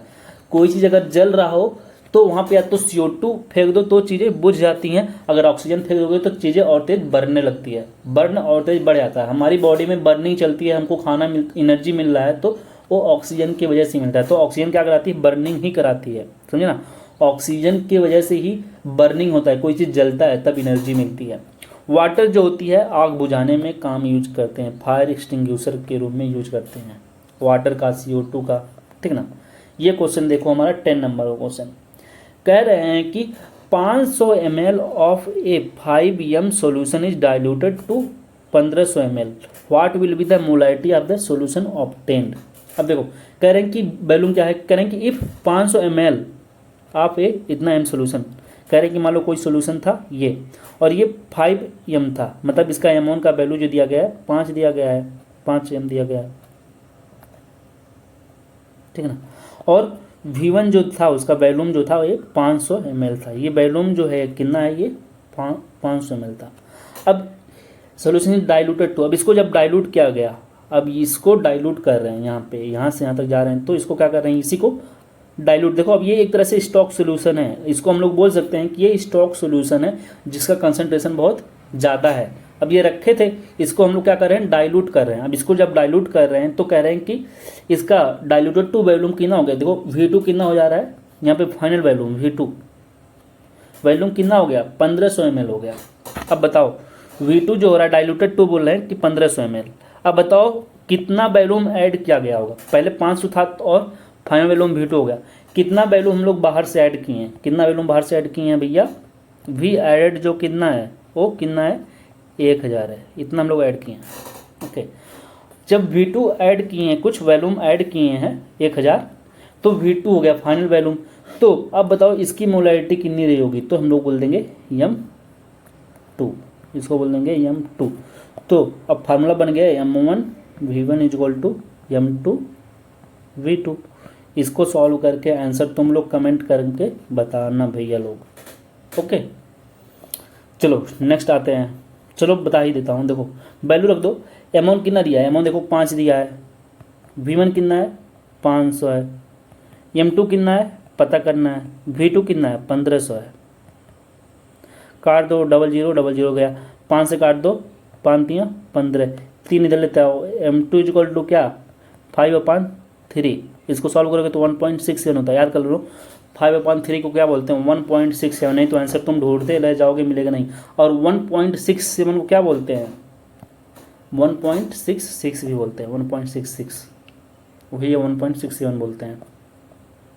11, अब 11 का देखो क्वेश्चन कह रहे हैं कि बताओ how many number of aluminium ion are present in इतना ग्राम ऑफ एल्युमिनियम ऑक्साइड। बताओ क्वेश्चन क्या दिया कि how many number of aluminium ion, aluminium के आयन के बारे में पूछा है, कितना प्रेजेंट होगा इन इतना ग्राम ऑफ एल्युमिनियम ऑक्साइड में, okay. How many number of aluminium ion, aluminium ion पूछ रहा है। अब यहाँ पे तुमको एल्युमिनियम का ऑक्साइड का फार्मूला पहले बताना चाहिए भैया, क्या होना चाहिए Al2O3, ये हमारा हो गया एल्युमिनियम का ऑक्साइड, ये एल्युमिनियम का ऑक्साइड है। अब इसमें पूछ रहा है एल्युमिनियम का आयन, अब इसको तोड़ो तो क्या बनेगा 2Al प्लस क्या 3O पे माइनस, 3O पे माइनस यहाँ पे, ओके। अब ये देखो 2Al प्लस है, यहाँ पे 3 क्यों आया, क्योंकि ये जो 3 है यहाँ पे चला गया, याद किया ना, ये जो यहाँ पे होता है ये यहाँ पे आता है, ठीक है देखो, और जो यहाँ पे हो यहाँ पे, लेकिन ये यहाँ पे भी आता है इसके आगे और इसका यहाँ पे आता है, तो देखो वही लिखा हूँ 3O, सुनिए इस तरह से तोड़ते हैं। अब ऑक्सीजन भी पूछ सकता था तुमके, या तुमसे एल्युमिनियम भी पूछ सकता था। तो क्या पूछा है, एल्युमिनियम पूछा कि नंबर ऑफ एल्युमिनियम आयन पूछा है, एल्युमिनियम आयन। तो नंबर ऑफ मॉलिक्यूल को नंबर ऑफ एटम भी लिख सकते हैं। तो पहले ये पता करो कि इतना ग्राम अगर एल्युमिनियम ऑक्साइड दिया है तो इसके कितने मोल हैं। तो सबसे पहले हम एल्युमिनियम ऑक्साइड के मोल का पता करेंगे, कितना मोल एल्युमिनियम आयन है। तो पहले हम लोग पता करेंगे मास ऑफ एल्युमिनियम के ऑक्साइड का। तो मास ऑफ एल्युमिनियम का ऑक्साइड का फार्मूला होता है क्या, कि कितना एल्युमिनियम है, 2 गुणे 1 एल्युमिनियम का 27 होता है, प्लस इसी तरीके से 3 गुणे ऑक्सीजन का 16 होता है, तो टोटल 102 आ रहा है। अब नंबर ऑफ मोल निकालना है तो एल्युमिनियम का, तो वेट अपान मॉलिक्यूलर वेट, तो इतना मोल आया, इतना मोल आ रहा है, ठीक ना, इतना मोल आया। इसको हम ऐसे भी लिख सकते थे 5 गुणे 10 के पावर क्या, साइंटिफिक नोटेशन अभी पढ़ोगे, क्वेश्चन से दिया है एनसीईआरटी, मैंने इसमें रखा भी है कि इसको साइंटिफिक नोटेशन क्या होता है। साइंटिफिक नोटेशन आएगा अभी नियम। तो साइंटिफिक नोटेशन में अगर मैं बोलूँ इसको लिखो तो क्या लिखोगे, 5 गुणे, ऐसे लिखोगे इसको, थोड़ा और साइंटिफिक नोटेशन में सही से लिखते हैं यार, इज्जत देते हैं थोड़ा, लिखोगे 5.000, कितना अंक इधर लेके आना है, 3 अंक इधर लेके आएंगे ना, 4 यहाँ पे लेके आके रख दिए 4। अब जितना इधर लेके जाओगे उतना ही 10 के पावर माइनस में। अब देखो हम लोग इधर जा रहे हैं, अगर लेफ्ट जाओगे, लेफ्ट मतलब निगेटिव साइड जाओगे तो निगेटिव चढ़ेगा, निगेटिव चार्ज आ गया यहाँ पे 10 के पावर माइनस 4 आ गया, इतना मोल या Na लिख दो, इतना मोल है, ठीक ना। तो ये टोटल मोल एल्युमिनियम के ऑक्साइड का इतना है, मतलब एल्युमिनियम का ऑक्साइड जो है इतना मोल है, ठीक ना। तो इतना मोल ऑफ एल्युमिनियम का ऑक्साइड है। अगर मैं बोलूं कि जो एल्युमिनियम के ऑक्साइड का टोटल मोल कितना है, इतना है, ठीक ना।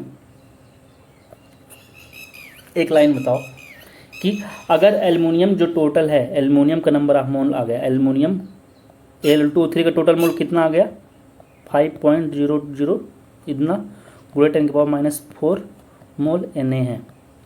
ओके, तो बताओ ये किसके मोल हैं, ये हमारे जो मोल हैं यार भैया, ये किसका मोल है, ये किसके मोल हैं, एल्युमिनियम के ऑक्साइड का, ठीक ना। तो बताओ एल्युमिनियम के कितने मोल होंगे, ये एल्युमिनियम के ऑक्साइड के इतने मोल हैं, तो एल्युमिनियम आयन के कितने मोल होंगे। अगर मैं बोलता कि 1 मोल एल्युमिनियम होता, 1 मोल अगर एल्युमिनियम होता तो मैं डायरेक्ट ऐसे लिख देता ना, ये इतना मोल है एल्युमिनियम, ऐसे। एल्युमिनियम ऑक्साइड अगर मैं बोलता कितना है, एक पूरा 1 मोल Al2O3 होता तो केवल लिखता 1 Al2O3 ना, लेकिन एल्युमिनियम का कितना आया है, कितना आया निकालने पे, इतना आया है, इतना आया है। तो बताओ ये Al2O3 का, Al2O3 में बताओ एल्युमिनियम के कितने मोल हैं, तो 2 से मल्टीप्लाई कर दो, 2 से इसमें मल्टीप्लाई कर दो, क्योंकि यहाँ पे 2 एल्युमिनियम एटम है ना, यहाँ पे 2 ही है, तो यहाँ पे 2 से मल्टीप्लाई कर दो, 2 लिखोगे, यहाँ पे लिखोगे टोटल एल्युमिनियम मोल पूछ रहा हूँ, मोल, ये एल्युमिनियम के मोल थे, Al2O3 के मोल थे एल्युमिनियम के ऑक्साइड के। मैं पूछूं कि एल्युमिनियम एटम का कितना मोल है, एल्युमिनियम एटम का कितना मोल है, तो यहाँ पे 2 से मल्टीप्लाई कर दो, क्योंकि यहाँ पे 2 है, तो 2 गुणे लिखोगे 5.000 गुणे 10 के पावर माइनस 4 Na लिख दो। ये एल्युमिनियम का क्या आ गया, मोल आ गया। हमको क्या बताना है, number, how many number of aluminium ion, number बताना है। चलो ठीक है, अब नंबर ऑफ मोल हमको एल्युमिनियम का पता चल गया, number of mole of aluminium पता चल गया। तो नंबर ऑफ मोल हमको किसी का पता होता है, number of mole is equal to क्या होता है, नंबर ऑफ एटम या मॉलिक्यूल अपान Na होता है, यही तो बोलते थे। तो इसका नंबर ऑफ मोल हमको पता है कितना है, देखो यही तो है, ये नंबर ऑफ मोल हमको पता है। अब यहाँ पे लाके लिख दो, ये लिख दिया यहाँ पे, ये यहाँ पे लाके लिख दिया हूँ, okay, is equal to number of atom हमको पता करना है एल्युमिनियम का अपान Na, ये नंबर ऑफ मोल था ही पहले से, ठीक ना, इतने नंबर ऑफ मोल थे, ये Na हटा दो, इतना नंबर ऑफ मोल था, ये मोल है यहाँ पे, Na पहले से है, इतना नंबर ऑफ मोल मैं बोल ही रहा हूँ, ठीक ना।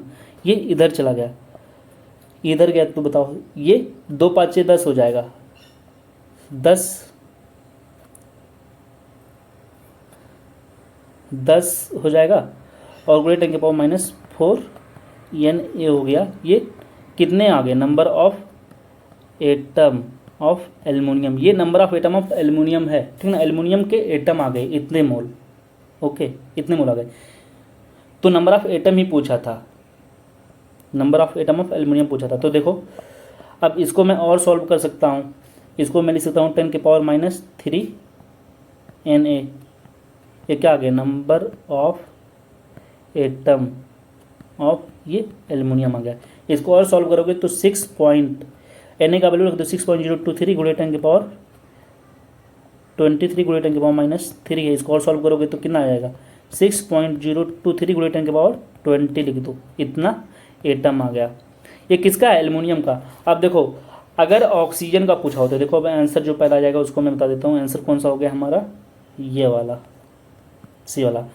अगर मोल पूछा होता कितना मोल होगा भैया, तो बस यहाँ पे तुम मोल लिख देते, यही इतना इसका मोल हो जाता, इतना Na, इतना मोल हो जाता, ठीक है ना, ये इतना मोल हो जाता, ओके, ये इतना ही मोल हो जाता। अगर अब देखो ऑक्सीजन का, यहाँ पे क्या किया हूँ मैं, एल्युमिनियम का पूछा था इसलिए यहाँ पे 2 लिख दिया हूँ। अगर ऑक्सीजन का पूछा तो मैं 3 लिख देता। जिसका भी पूछता, मान लो अगर कोई और होता, तो इस तरह से करते हैं, ठीक ना। पहले कोई मॉलिक्यूल दिया होता है, उस मॉलिक्यूल के नंबर ऑफ मोल निकाल लो।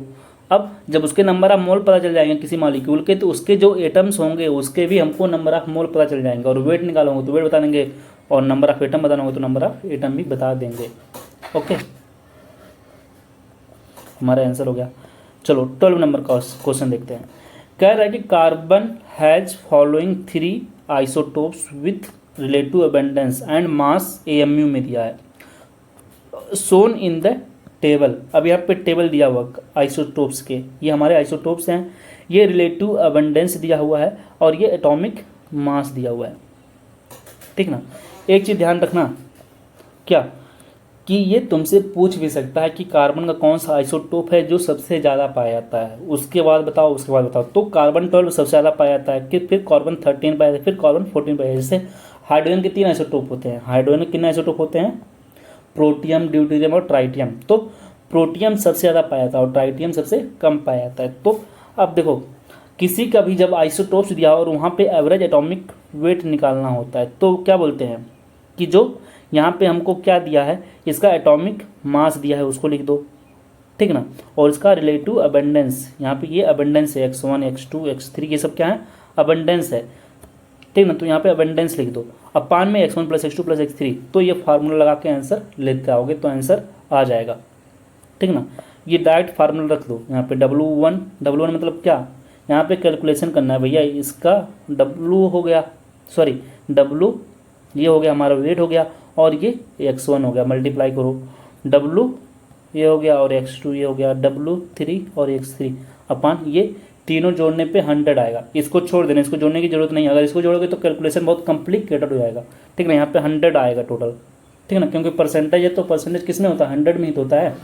अब इसको देखोगे, इसको अगर तुम लोगे तो 100 आएगा, इसको दोनों को जोड़ने के बाद, इन दोनों को जोड़ने के बाद 100 आता है, 100। अब इसको जोड़ोगे तो लिखोगे 0.01, तो कॉम्प्लिकेटेड होगा तुम्हारा, तुम्हारा जो कैलकुलेशन है कॉम्प्लिकेटेड हो जाएगा, ठीक है ना। तो उसको मत करना है, ऐड मत करना, टोटल बस 100 से डिवाइड कर देना। 30 नंबर क्वेश्चन देखो। अब पूछा है कि एडिशन ऑफ नंबर, यहाँ पे इन नंबर्स का एडिशन करके बताओ और इनको घटा करके बताओ, हमारा जो रिजल्ट आएगा क्या आएगा। इसको पहले ऐड करो, फिर दोनों को, ये दोनों को वो बताओ क्या होगा, या इन दोनों वैल्यू को घटा के बताओ हमारा रिजल्ट क्या आएगा। अब देखो एक एग्जांपल जो एनसीईआरटी में दिया, पहले मैं उसको बता देता हूँ कि जब हम लोग, और कैसे बताना है, in the term of scientific notation में बताना है, in the term of scientific notation में बताना भैया, in the term of scientific notation, इसको दिमाग में रखना, साइंटिफिक नोटेशन, ठीक है।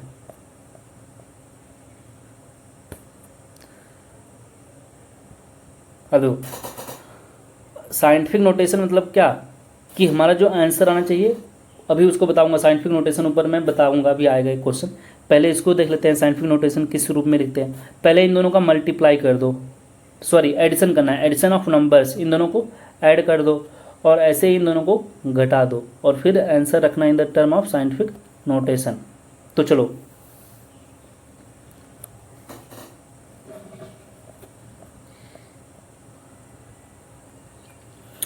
यार जो क्वेश्चन के यहाँ पे सॉल्यूशन रख दिया हूँ, थोड़ा सा गलती से मैं क्वेश्चन ध्यान से पढ़ा नहीं, ठीक ना। इसको चलो मैं अभी बाद में बता देता हूँ ये क्वेश्चंस क्या है, इसको कहाँ पे यूज करोगे, ठीक ना। इसको छोड़ देना, साइंटिफिक नोटेशन पूछा है उसके हिसाब से मैं करता हूँ, ठीक ना, साइंटिफिक नोटेशन के हिसाब से। चलो इसको मैं थोड़ा किनारे कर देता हूँ, अभी पहले इसको सॉल्व करता हूँ। इसको भी मैं बाद में बताता हूँ इसको मैं क्यों रखा था। हमको लगा कि सिग्निफिकेंट फिगर के बारे में पूछा है, लेकिन सिग्निफिकेंट फिगर के बारे में ये पूछा नहीं है। यहाँ पे साइंटिफिक नोटेशन के बारे में पूछा है, ठीक ना। इसको मैं हटाता हूँ अभी और इसको मैं यहाँ पे रख देता हूँ जो स्क्रीनशॉट लिया हूँ ये यहाँ पे। ओके, इसको भी बताऊँगा इसको मैं क्यों लिया हूँ। अब देखो इनको ऐड करो, इन दोनों को ऐड करोगे, कैसे ऐड करोगे, चलो इनको दोनों को ऐड कर लो। 6.65 गुणे 10 की पावर 4 है, यहाँ पे क्या है 8.95 गुणे 10 की पावर 3 है। तो इस तरह के वैल्यू को कैसे ऐड करोगे, तो ऐड करना है तो 6.65 गुणे 10 की पावर 4। ओके, इसको भी 10 की पावर 4 रखने के लिए हम लोग क्या करेंगे, इसको बताओ 10 की पावर 4 रखने के लिए क्या करेंगे। अगर लिखा है कि 8.95 गुणे 10 की पावर 3 है, ठीक ना। अब बताओ कि 10 की पावर 4 करना है तो मैं क्या करूँगा, इस दशमलव को यहाँ पे लेते आओ तो 0.895। अब दशमलव किधर आया, इधर आया ना, तो अब इधर आएगा तो यहाँ पे क्या आएगा, एक पावर आ जाएगा, तो यहाँ पे क्या आएगा 10 की पावर 4, ठीक ना। यहाँ पे क्या आएगा 10 की पावर 4 आ जाएगा, 10 की पावर 4 आ गया। अब इसको ऐड, यहाँ पे भी 10 की पावर 4 है, 10 की पावर 4 है यहाँ पे भी, तो यहाँ पे देखो 6.65 हो गया और यहाँ पे लिखा है कि 0.895, यहाँ पे 0 है और 10 की पावर 4 दोनों में कॉमन है, इसको ऐसे यहीं पे रहने दो। इनको ऐड कर लो, 5 हो गया और 9 5 14 के 4 हासिल हो गया, 8 से 14, 14 1 15 के 5 हासिल 1 और 6 1 7। बस इसको ऐड करना था। तो देखो साइंटिफिक नोटेशन में जो हमारा आंसर आता है दशमलव के जस्ट एक अंक बाद होता है। ये सब करने की जरूरत नहीं थी, लेकिन मैं तुमको ऐड करके भी बता रहा हूँ। तो हमारा आंसर जो हो जाएगा, एक ही ऑप्शन ऐसा दिया ही हुआ है, यही कि हमारा देखो साइंटिफिक नोटेशन मतलब ही होता है कि जो वैल्यू कैलकुलेट करोगे जो भी आएगा, ठीक ना, उसको आंसर हमेशा एक अंक के बाद एक दशमलव लगा के उसको इस फॉर्म में लिख दिया करो, जैसे ये लिखा हुआ है। यहाँ पे एक अंक लिख दो, ये कोई अंक होना चाहिए, उसके बाद तुरंत दशमलव लगा दो, ठीक ना। यहाँ पे अब जो प्लस हो चाहे माइनस हो उससे मतलब नहीं है, तुम्हारा कैलकुलेशन पे डिपेंड करेगा, लेकिन यहाँ पे जो वैल्यू हो एक अंक हो उसके बाद दशमलव लगा दो। जैसे अब ये देखो इन दोनों का रिजल्ट जो दिखोगे तो इसमें देखो कोई एक नहीं था ऐसा, यहाँ पे 3 अंक के बाद दशमलव लगाती, ये हो नहीं सकता। यहाँ पे 2 अंक के बाद, यहाँ पे 2 अंक के बाद, ये सब नहीं हो सकते। इन सब में देखो यहाँ पे सब में 1 अंक के बाद लगा, इसमें भी 1 अंक के बाद, इस सब में 1 अंक के बाद ही लगा हुआ है। तो इसको सॉल्व करना पड़ता है, इसको हमको सॉल्व ही करना पड़ेगा। इसको सॉल्व करके बताओ आंसर।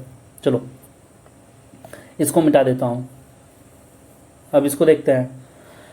यहाँ पे घटाना है, ये क्या है 2.5 गुणे 10 की पावर -2 है और यहाँ पे 4.8 गुणे 10 की पावर -3 है। तो कैसे सॉल्व करोगे, अगर 2.5 को हम इसमें कन्वर्ट करना चाहें 10 की पावर -2 को 10 की पावर -3 में, तो क्या लिखूंगा 2.5 को, और 10 की पावर -2 है, इसको मैं क्या लिखना चाहूँ 10 की पावर -3 में। अगर मैं इसको 10 की पावर -3 में लिखना चाहता हूँ तो मैं क्या करूँगा, अगर सोचो 2.5 गुणे 10 की पावर -2 है, इसको हमको क्या लिखना है 10 की पावर -3 लिखना है। तो चलो 10 की पावर -3 लिखना, ऊपर 10 नीचे 10, 10 की पावर -3 कब होगा, ये 200 ऊपर चला जाए, तो इसको मैं क्या लिखूँ 25/10 की पावर -3, यही तो लिखूँगा। 2.5 को इसमें लिखना हो तो देखो, अब इस दशमलव को मैं अगर इधर ले जा रहा हूँ, अब देखो ये तरीका याद करना, कुछ करना नहीं है। अगर 10 की पावर -3 ले जाना है तो कुछ नहीं करना है, इसको यहाँ पे ले आना है, 10 की पावर -3 हो जाएगा और ये 25 हो जाएगा, ठीक है ना। यहाँ पे एक माइनस और ऐड कर देना। अगर राइट ले जाओगे तो एक माइनस ऐड करना है और लेफ्ट आओगे तो प्लस में ऐड करते जाना है वैल्यू, ठीक है ना। तो ये हमारा वैल्यू आ गया, तो 25 ये आ गया हमारा। तो 25 में 25 गुणे 10 की पावर -3 में से इसको घटा दो, किसको 4.8 को, तो 25 यहाँ पे 10 की पावर -3 इसके लिए भी है और यहाँ पे 4.8 है, यहाँ पे 0.0 लिख दो, यहाँ पे 0.0, तो 10 में से 8 गया 2 हो गया और यहाँ पे 4 में से 4 गया 0 हो गया और यहाँ पे हमारा 2 बचा है और गुणे 10 की पावर -3 आई। तो ये 20.2 है, क्या ऐसे लिखोगे 20.2 अपन 10 की पावर -3? नहीं, इसको और सॉल्व करो, ये दशमलव को यहाँ पे लेके आओ, तो यहाँ पे लेके आओगे तो अब यहाँ पे 10 हो जाएगा, 2.02 गुणे 10 के पावर -3 और एक 10 हो गया, तो ये यहाँ से कट जाएगा, तो 2.02 गुणे 10 के पावर -2 हो जाएगा। ये साइंटिफिक नोटेशन के फॉर्म में इस तरह से लिखते हैं, तो 2 हो जाएगा, हमारा आंसर पहला वाला हो जाएगा। ओके, ये साइंटिफिक नोटेशन के फॉर्म में लिखा हूँ। ये मैं क्यों लिखा हूँ, देखो ये इसलिए लिखा हूँ यार कि सिग्निफिकेंट फिगर अभी हम लोग पढ़ेंगे। सिग्निफिकेंट फिगर में जब किसी को हम लोग ऐड करते हैं, देखो ये हम लोग क्या किए हैं, इन तीनों को ऐड किए हैं, तो तीनों को ऐड करने के बाद कुछ वैल्यू इस तरह से आया है। तो अब बताओ हमारा फाइनल आंसर क्या होगा, क्या हमारा आंसर यही होगा, कुछ और होगा? तो बोला जाता है कि सिग्निफिकेंट फिगर में अगर मैं बोलूँ कि इसको लिखो, ठीक है ना, तो ये आंसर हमारा ये नहीं होगा, उसमें दशमलव वहाँ पे लगाते हैं, इन तीनों में दशमलव जहाँ पे केवल एक अंक के बाद ही बचाओ, देखो यहाँ पे 3 अंक है, दशमलव 0 केवल लिखा है यहाँ पे, तो यहाँ पे ये सबको हटा दो, केवल 1 होगा, ठीक है। इस तरह से दशमलव यहाँ पे क्या 12.1 है, ये नहीं होगा, ये 18.00, तो देखो क्या लिखा है, the result can have, the result cannot have more digits, result जो होगा उसमें मोर डिजिट नहीं होनी चाहिए, to the right of the decimal, दशमलव के बाद बहुत ज़्यादा नंबर्स नहीं होने चाहिए, ठीक ना, आइदर आप द ओरिजिनल नंबर से, ओरिजिनल नंबर देखो इसमें जितना है उतना इसमें भी आंसर होना चाहिए, तो ये सब हटा दो, केवल इतना ही रहेगा, तो हमारा जो आंसर हो जाएगा देखो यही हो गया आंसर। ओके, तो इस चीज़ को ध्यान में रखना है।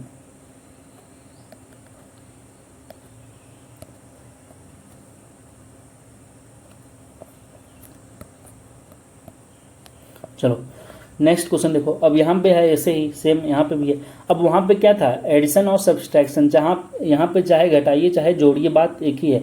अब घटाने पे भी वही नियम लगाना है और जोड़ने पे भी वही नियम, जोड़ दो चाहे घटाओ, बात तो वही है कि हम कब लगाएंगे, जस्ट दशमलव के बाद जितना इसमें रखा रहेगा वैल्यू उतना ही आंसर उसी में हमारा आएगा, ठीक है ना।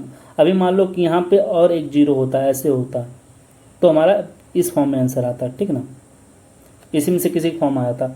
तो यहाँ पे डिपेंड करेगा कि कितना दशमलव के बाद कितना 0 है उस पर, या कितना अंक है, कितना डिजिट है, उस पर डिपेंड करेगा, ठीक ना।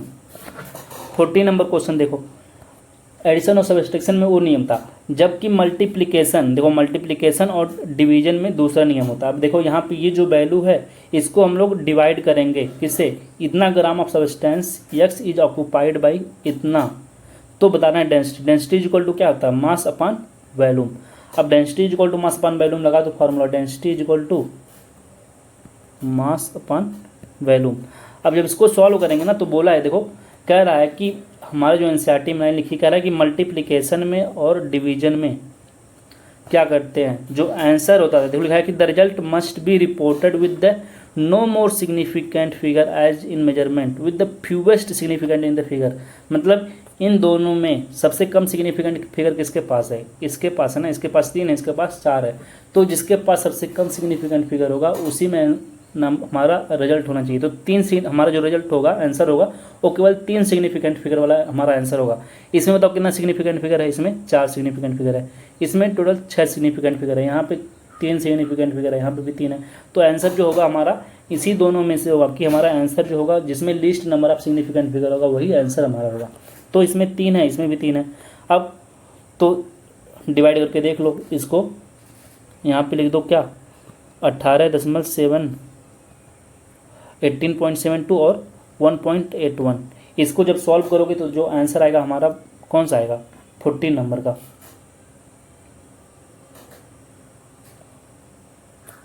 इसी में से कोई आएगा, इसका कैलकुलेशन यार करके तुम लोग इसका आंसर बताना, ठीक ना, इसी में से दोनों में से कोई आएगा। बोला है ना, देखो लिखा है कि अब देखो यहाँ पे ये वाला दोनों एग्जाम्पल थे, इन दोनों को सॉल्व करने के बाद हमारा इतना आंसर आ रहा है। तो कह रहा है कि सिंस इसमें केवल 2 सिग्निफिकेंट फिगर है, इसलिए रिजल्ट जो होगा हमारा 3.1 ही हो जाएगा, मतलब इतना ही क्यों लिखेंगे, क्योंकि यहाँ पे 2 सिग्निफिकेंट फिगर है। ऐसे ही तो ये दोनों आंसर कभी हो ही नहीं सकते, ये दोनों आंसर हमारे कभी हो ही नहीं सकते, तो इसी में से आंसर होगा यार। ये तुम लोग आंसर एक बार कैलकुलेट करके बताना हमको कमेंट करके, ओके। 50 नंबर क्वेश्चन देखो, कह रहा है कि बताओ ये जो वैल्यू दिया गया है इसका राउंड ऑफ करिए, ठीक ना, और कह रहा है कि 6.25 is to be round off to a. इसका राउंड ऑफ किए तो ए आया, और इसका राउंड ऑफ किए तो हमको क्या मिला, बी मिला। तो बताओ ए और बी। तो राउंड ऑफ करने का भी दिया गया है कुछ, कैसे राउंड ऑफ करते हैं। जहाँ सिग्निफिकेंट फिगर वैल्यू दिया हुआ ना, वहीं पे पास में ये सब चीज़ें दी हुई है कि कैसे हम लोग किसी का राउंड ऑफ करते हैं। तो राउंड ऑफ करने के 3 नियम होते हैं। 3 नियम कौन कौन से हैं? पहला है कि किसी का अगर राउंड ऑफ कर रहे हो, जैसे मैं बोलूँ कि अगर हमको 6 हटाना है, तो बताओ 6 जो है इसको हटाना है यहाँ से, इस पूरे वैल्यू में से। तो 6 5 से ज़्यादा है कि नहीं? 5 से ज़्यादा है, तो इसको हटा दो। अगर ये 5 से ज़्यादा है और इसको हटा रहे हो, कोई भी वैल्यू अगर 5 से ज़्यादा है तो 6 तो 5 से ज़्यादा ही है। तो जब इसको 6 को हटाएंगे ना, तो यहाँ पे एक हम लोग ऐड कर देंगे 8 में, यहाँ पे 9 हो जाएगा। अब मान लो कि कितना आ गया, 1.39 हो गया। अब मान लो हमको 9 को भी हटाना है, तो 9 5 से ज़्यादा है कि नहीं है? ज़्यादा। तो इसको भी हटाएंगे तो कितना आ जाएगा, एक यहाँ पे ऐड कर दो तो 1.4 हो जाएगा। इस तरह से करते हैं राउंड ऑफ, ठीक है। इस तरह से राउंड ऑफ करते हैं। कहाँ तक करना होगा तो दिया रहता है, तो इस तरह से राउंड ऑफ करते हैं। ये पहला रूल हो गया। तो देखो वही लिखा हुआ है कि एक ऐड करते जाते हैं अगर 5 से वो ज़्यादा है। अगर वो वैल्यू 5 से कम है तो क्या करोगे? तो देखो जैसे 4 है, तो 5 से ये कम है ना 4, तो कुछ नहीं करेंगे, इसको ऐसे छोड़ देंगे, हटा दो। इसको भी हटा सके ऐसे छोड़ दो, 4.3 भी लिख सकते हो। तो कोई वैल्यू नहीं, इसको भी हटा के 4.3 लिख दो, क्योंकि ये 5 से कम था। अब देखो कभी कभी क्या होता है कि वो वैल्यू 5 ही होती है। अब वैल्यू अगर 5 है, तो अगर वैल्यू देखो ये 5 है, अब इसको हटाओगे तो क्या करोगे? तो बोल रहा है कि अगर वो वैल्यू जो हटा रहे हैं, अगर वो वैल्यू 5 ही हो, जैसे यहाँ पे देखो 5 ही है, तो यहाँ पे भी 5 है। अगर यहाँ पे 5 है और इसको हम अगर राउंड ऑफ कर रहे हैं, इसको हटा रहे हैं, तो अगर वो वैल्यू उसके पहले वाला वैल्यू क्या है, देखो ये ऑड है कि इवन है? ये ऑड है। 3 क्या है? ऑड नंबर होता है। तो कह रहा है कि इफ़ 5 हटा रहे हैं और उसके सामने वाला वैल्यू जो वैल्यू है वो हमारा ऑड नंबर है, तो उसमें हम लोग एक ऐड कर देते हैं, उसमें एक हम लोग ऐड कर देते हैं। तो कितना हो जाएगा? 4 हो जाएगा। याद कर लेना, अगर ऑड है तो ऐड करेंगे, ऑड में ऐड करेंगे, ठीक है ना। अगर वो वैल्यू हमारी इवन है तो हम लोग कुछ नहीं ऐड करेंगे। देखो ये हमारी 5 की पहले वाली वैल्यू 2 है, तो ये इवन है। अगर ये 4 होता तब भी इवन होता, तब भी कुछ ऐड नहीं करेंगे। तो ऐसे लिख देंगे 6.2 या 6.4 लिख देंगे, ठीक है ना। यही नियम होता है। तो यहाँ पे देखो ये 6.25 था, तो ये वैल्यू 5 को मान लो हटाएंगे, तो यहाँ पे 2 क्या है? ऑड है कि इवन है? ये हमारी वैल्यू इवन है, तो ये 6.2 ही रहेगी, 6.2 ही रहेगी, 6.2 ही रहेगी। तो आंसर हमारा एक ही होगा। ये देखो 6.35 है, तो ये वैल्यू क्या है हमारी? ऑड है, तो यहाँ पे जुड़ जाएगा, तो 6.4 का आंसर पहला हो जाएगा। 65 नंबर क्वेश्चन देखो, कह रहे हैं scientific notation of some figures are given below, which of the following option is not correct. बताओ कौन सा करेक्ट नहीं है। साइंटिफिक नोटेशन अभी बताए थे ना कि किसी को साइंटिफिक नोटेशन लिखना है। तो देखो यहाँ पे कुछ नहीं बताया है, यहाँ पे कुछ नहीं बताया, मतलब यहाँ पे दशमलव कहाँ पे होगा? यहाँ पे, इसमें दशमलव यहाँ पे होगा, इसमें यहाँ पे होगा, यहाँ पे इस वाले में यहाँ पे होगा, और इस वाले में यहाँ पे देखो लिखा ही है। अब देखो इधर से हम लोग इधर जा रहे हैं, इधर से अगर हम लोग इधर जा रहे हैं तो क्या करेंगे? एक अंक के बाद तुरंत आंसर 0.8 के बाद लिखना है, तो यहाँ पे 8 पॉइंट लिखेंगे। तो 8 पॉइंट लिखे, कितना अंक इधर आए हम लोग? कितना अंक आ रहे हैं? 3 अंक।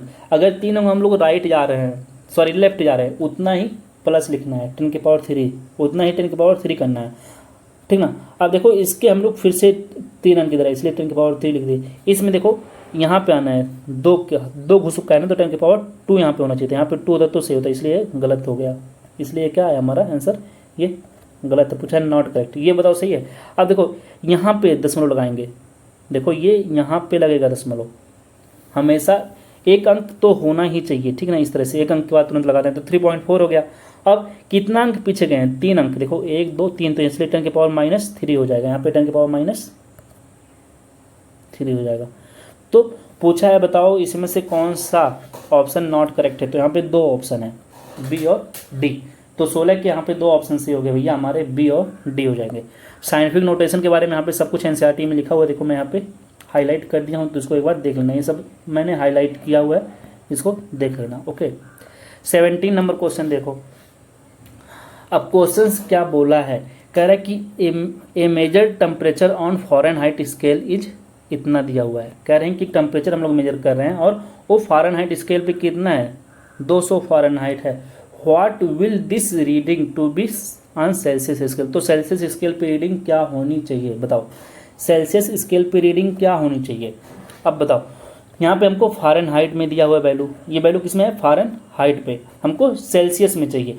अब देखो कह रहे हैं कि टेम्परेचर के हम लोग 3 यूनिट पढ़ते हैं। टेम्परेचर के हम लोग कितने यूनिट पढ़ते हैं? 3। एक होता है हमारा कौन? एक होता है डिग्री सेंटीग्रेड, एक होता है फ़ारेनहाइट, और तीसरा होता है हमारा केल्विन। तो केल्विन जो होता है हमारा यार एसआई यूनिट होता है, देखो यहाँ पे लिखा हुआ है, ठीक है ना। अब कुछ जो इंपॉर्टेंट पॉइंट्स लिखे हुए हैं, ये 2 फार्मूला लिखा हुआ है कि फ़ारेनहाइट और डिग्री सेंटीग्रेड के बीच में रिलेशन दिया हुआ है, यहाँ पे केल्विन और डिग्री सेंटीग्रेड के बीच में रिलेशन दिया है। इन दोनों को यूज करके हम लोग किसके बीच में रिलेशन निकाल सकते हैं? केल्विन और फ़ारेनहाइट के बीच में रिलेशन निकाल सकते हैं, ठीक है ना, इन दोनों को यूज करके। लेकिन मोस्टली जो क्वेश्चन पूछे जाते हैं फ़ारेनहाइट और डिग्री सेंटीग्रेड में या केल्विन और डिग्री सेंटीग्रेड में, तो इसलिए केवल 2 फार्मूला हम लोग ज़्यादा पढ़ते हैं, ठीक है ना। देखो कुछ इंपॉर्टेंट लाइन लिखा हुआ है क्या, कि ये it is interesting to note that temperature जो होती है below 0 degree centigrade is possible, मतलब नेगेटिव वैल्यू में, नेगेटिव में टेम्परेचर पॉसिबल है, किस में? वो भी किस यूनिट में? डिग्री सेंटीग्रेड में। केल्विन में पॉसिबल नहीं होता। देखो लिखा है केल्विन में negative temperature is not possible. ये इंपॉर्टेंट लाइन है एनसीईआरटी की, ये पूछा जा सकता है। तो ये थर्मोमीटर्स कुछ लिखा हुआ है केल्विन का, सेल्सियस का और इसका, ठीक ना। अब देखो क्वेश्चन जो आया था तुम्हारा, क्वेश्चन क्या है कि हमको वैल्यू फ़ारेनहाइट में दिया हुआ है, सेल्सियस में चाहिए। तो कुछ नहीं करना है, यहाँ पे देखो फ़ारेनहाइट में वैल्यू 200 लिखो, यहाँ पे लिख दो 200, चलो 200 लिख दिया, 9/5।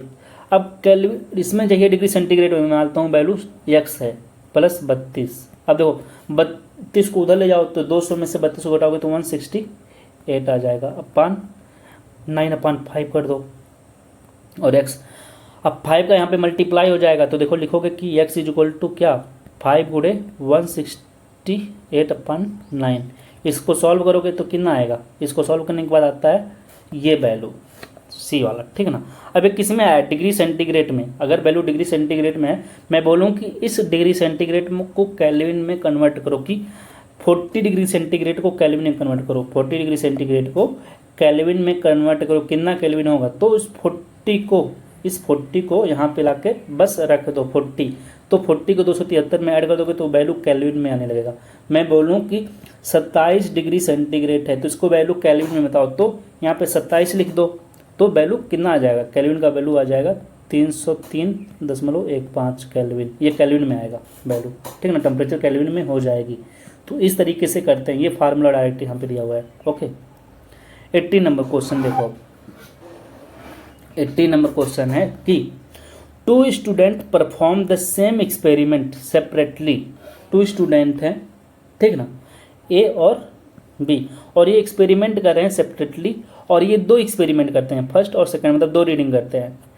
Each them record 2 reading of mass which are given below. 2 reading करते हैं मास का, ठीक ना। करेक्ट रीडिंग जो मास की हो कितनी है? ये इतनी करेक्ट रीडिंग है। तो जो डाटा दिया गया है उसके हिसाब से बताओ करेक्ट ऑप्शन क्या होगा। अब बताओ, कह रहे हैं कि स्टूडेंट जो है, both student are neither accurate nor precise. तो पहले बताओ तो मैं तुमको एक्यूरेट क्या होता है, क्या प्रिसाइज होती है, एक्यूरेसी क्या होती है और प्रिसाइज क्या होता है, पहले ये मैं बता दूं। देखो प्रिसाइज वैल्यू क्या है या एक्यूरेसी।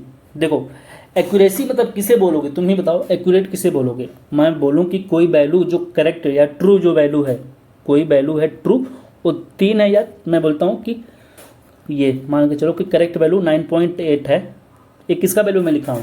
जी का, ग्रेविटी का वैल्यू लिखा हूँ 9.8, ठीक ना। ये जो वैल्यू है, अब 2 लोग एक्सपेरिमेंट की, 2 बच्चे एक्सपेरिमेंट कर रहे हैं, ए और बी एक्सपेरिमेंट किया। तो ए ने एक बार लाया 9.8, ठीक ना, 9.81 है, एक बार किया, एक बार आया उसका 9.79, जबकि जो बी कर रहा है ये ला रहा है 10, एक बार ला रहा है 11। तो बताओ एक्यूरेट कौन है? एक्यूरेट मतलब क्या, कि जो ट्रू वैल्यू हो, ट्रू वैल्यू के आसपास जो वैल्यू होती है इसी को बोलते हैं एक्यूरेट। ये क्या है? एक्यूरेट है, इसे बोलते हैं एक्यूरेट। समझ आया एक्यूरेट किसे बोलते हैं? कि मतलब ऐसी वैल्यू जो एक्सपेरिमेंट किया जा रहा हो और जो वैल्यू आए वो ट्रू वैल्यू के कितने पास में है। देखो एक्यूरेसी किसे बोलते हैं? Accuracy is the agreement of a particular value to the true value of the result. मतलब जो एक्सपेरिमेंट कर रहे हो ट्रू वैल्यू के कितने पास में आ रहा है, तो इसे बोलते हैं ट्रू वैल्यू। अब प्रिसाइज किसे बोलोगे? प्रिसाइज मतलब क्या, कि मान लो ये तुम्हारा टारगेट है, ये हमारा यहाँ पे हम लोग क्या कर रहे हैं, एरो हमको मानना है, यहाँ पे हमको एरो लगानी है, ठीक ना। एरो से हमको टारगेट, ये हमारा टारगेट और यहाँ पे हमको लगाना है टारगेट, ठीक है ना। चलो, तो प्रिसाइज किसे बोलोगे, देखो मैं एक बार निशाना मारा तो यहाँ पे आके लगा, दूसरा निशाना मारा तो यहीं पे आके लगा, तीसरा मारा तो यहीं पे आके लगा, तो ये देखो ट्रू, और एक निशाना साधा तो यहाँ पे आके लग रहा है ये वाला, तो ये जो यहाँ पे आके लग रहा है ये वाला जो है ये हमारा ट्रू है, मतलब ये हमारा एक्यूरेसी है, ठीक ना। ये जो निशाना है ये भी एक्यूरेसी है, ये भी एक्यूरेसी है, तीनों ये एक्यूरेसी हैं। बाकी जो ये इससे ये तीनों पास में हैं, ये तीनों वैल्यू जो हैं एक दूसरे के प्रिसाइज हैं, ये दोनों पास पास में प्रिसाइज हैं, भले से दूर है, ये तीनों वैल्यू क्या है, प्रिसाइज हैं। समझ में आया, नहीं समझ में आया ना, देखो अब से ये हमारा हो गया कोई टारगेट, ये टारगेट है। अब इस पर मैं निशाना साध रहा हूँ, एक बार यहाँ पर निशाना साधा तो ये 4 निशाना साधा हूँ, ये तीनों चलो मिटा देता हूँ हमसे। एक बार मैं एरो मारा तो आके यहाँ पे लग रहा है, दूसरा मारा तब भी यहीं पे आगे लगा, तीसरा मारा तो यहीं पे आगे लग रहा है, ठीक ना। ये ए ने मारा था। अब चलो, अब बी ने मारा एक बार यहाँ पे आके लगा, फिर यहीं पे आके लगा, फिर यहीं पे आके लगा। तो मैं बोलूँगा कि बताओ कौन वैल्यू ज़्यादा प्रिसाइज है, तो ये हमारा बी था, ये हमारा बी ने मारा है। तो देखो जो बी है, बी हमारे ट्रू वैल्यू मतलब जो निशाना है जहाँ पे लगाना था उसके पास में भी है, तो ये हमारा एक्यूरेट है। और प्रिसाइज क्यों, क्योंकि ये तीनों वैल्यू आपस में बहुत पास हैं, जो निशाना लगा रहा था वो तीनों वैल्यू पास पास में है। ये जो है ये एक्यूरेट नहीं है क्योंकि बहुत दूर है टारगेट से, पहली बात तो। दूसरी बात ये क्या प्रिसाइज है, हाँ प्रिसाइज है क्योंकि ये तीनों पास पास में। अब चलो सी है, एक हमारा है सी, एक और बंदा था हमारा सी वाला बंदा क्या है हमारा, ये एक बार निशाना मारा तो यहाँ पे जा रहा है, एक बार यहाँ पे जा रहा है, एक बार यहाँ पे जा रहा है, ये तो ना एक्यूरेट है ना तो प्रिसाइज है, मतलब इसके ना पास पास में है, तो ये तीनों वैल्यू आस पास में है। देखो जैसे कह रहा है कि ये एक्सपेरिमेंट है, स्टूडेंट कर रहा है ए, और ये बी है और सी है। जब ए ने, और ये हमारा ट्रू वैल्यू क्या है, देखो यहाँ पे बोला है एनसीईआरटी में जो लिखा है कि हमारी ट्रू वैल्यू जो है, फॉर एग्जांपल ट्रू वैल्यू हमारी कितनी है, 2 है, ट्रू वैल्यू हमारी 2 है। तो और ये एक्सपेरिमेंट कर रहे हैं सब, तो कह रहे हैं कि जब ए ने एक्सपेरिमेंट किया तो एक वैल्यू इतना है और दूसरा इतना है, ठीक ना, और एवरेज इतना आ रहा है। बी का जो एक्सपेरिमेंट था इतना था और इतना था और इतना आया, जबकि सी वाले ने जो एक्सपेरिमेंट किया है वैल्यू ये, तो ये जो दोनों वैल्यू है बताओ इसके आसपास में है कि नहीं, 2 के आसपास में है, और ये दोनों एक दूसरे के भी आसपास में, इसलिए ये वैल्यू दोनों एक्यूरेट भी हैं और प्रिसाइज भी हैं। चलो इसको देखते हैं, ये वैल्यू बताओ इसके आसपास में है, इसके आसपास में नहीं है, दूर दूर है, वैल्यू बहुत दूर है। देखो ये दोनों वैल्यू इसके 2 के, अगर 2 से कंपेयर करोगे तो ये वैल्यू दोनों 2 से बहुत दूर हैं। अब दूर हैं तो ये वैल्यू ना तो, और ये दोनों आपस में एक दूसरे के आसपास हैं नहीं, तो ये ना तो एक्यूरेट है ना तो प्रिसाइज है। जबकि इसको देखो, ये दोनों वैल्यू आपस में एक दूसरे के पास पास में है, ये वैल्यू पास में है और लेकिन 2 से दूर हैं, ये दोनों वैल्यू 2 से तो दूर ही हैं, तो ये एक्यूरेट हैं, सॉरी ये प्रिसाइज है लेकिन एक्यूरेट नहीं है। तो वही बात है इसमें, देखो ए ने जो एक्सपेरिमेंट किया था पहला इतना आ रहा है और ये इतना आ रहा है, किसके 3 के बताओ, 3 के आसपास है कि नहीं, आसपास है, तो ये एक्यूरेट है और प्रिसाइज भी है, एक्यूरेट और प्रिसाइज दोनों है। ए जो है हमारा result of A R both precise and accurate, ये सही है। अब इसको देखते हैं, ये जो वैल्यू है बताओ 3 के आसपास है कि नहीं, ये 3 से दूर है पहली बात तो, और ये दोनों आपस में ना, तो जो बी है neither precise nor accurate, result of B are neither precise nor accurate, तो हमारा ये 2 आंसर सही हो जाएंगे, ठीक है ना, बी और सी।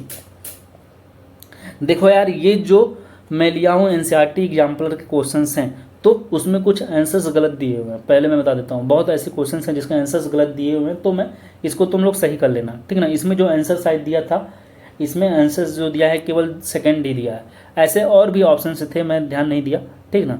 ऐसे ही और भी क्वेश्चन थे, जैसे इसमें दिया 16 में शायद उसने केवल डी आंसर दिया है, इसमें बी भी सही है, ठीक ना। तो इस तरह से तुमको और क्वेश्चन मिलते जाएंगे जो उसमें आंसर गलत दिया है। एनसीईआरटी एग्जाम्पलर शायद नाम है, मुझे याद नहीं आ रहा है, ठीक ना, बुक का।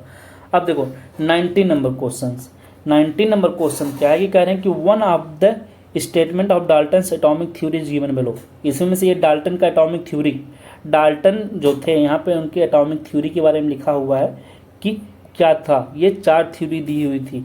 अब कह रहे हैं कि बताओ, ये है एक थ्योरी डाल्टन्स के एटॉमिक थ्योरी की, ठीक ना। तो बताओ which of the following law is not related to the this statement, इसमें से कौन सा है जो डाल्टन्स एटॉमिक थ्योरी से रिलेट नहीं करता है।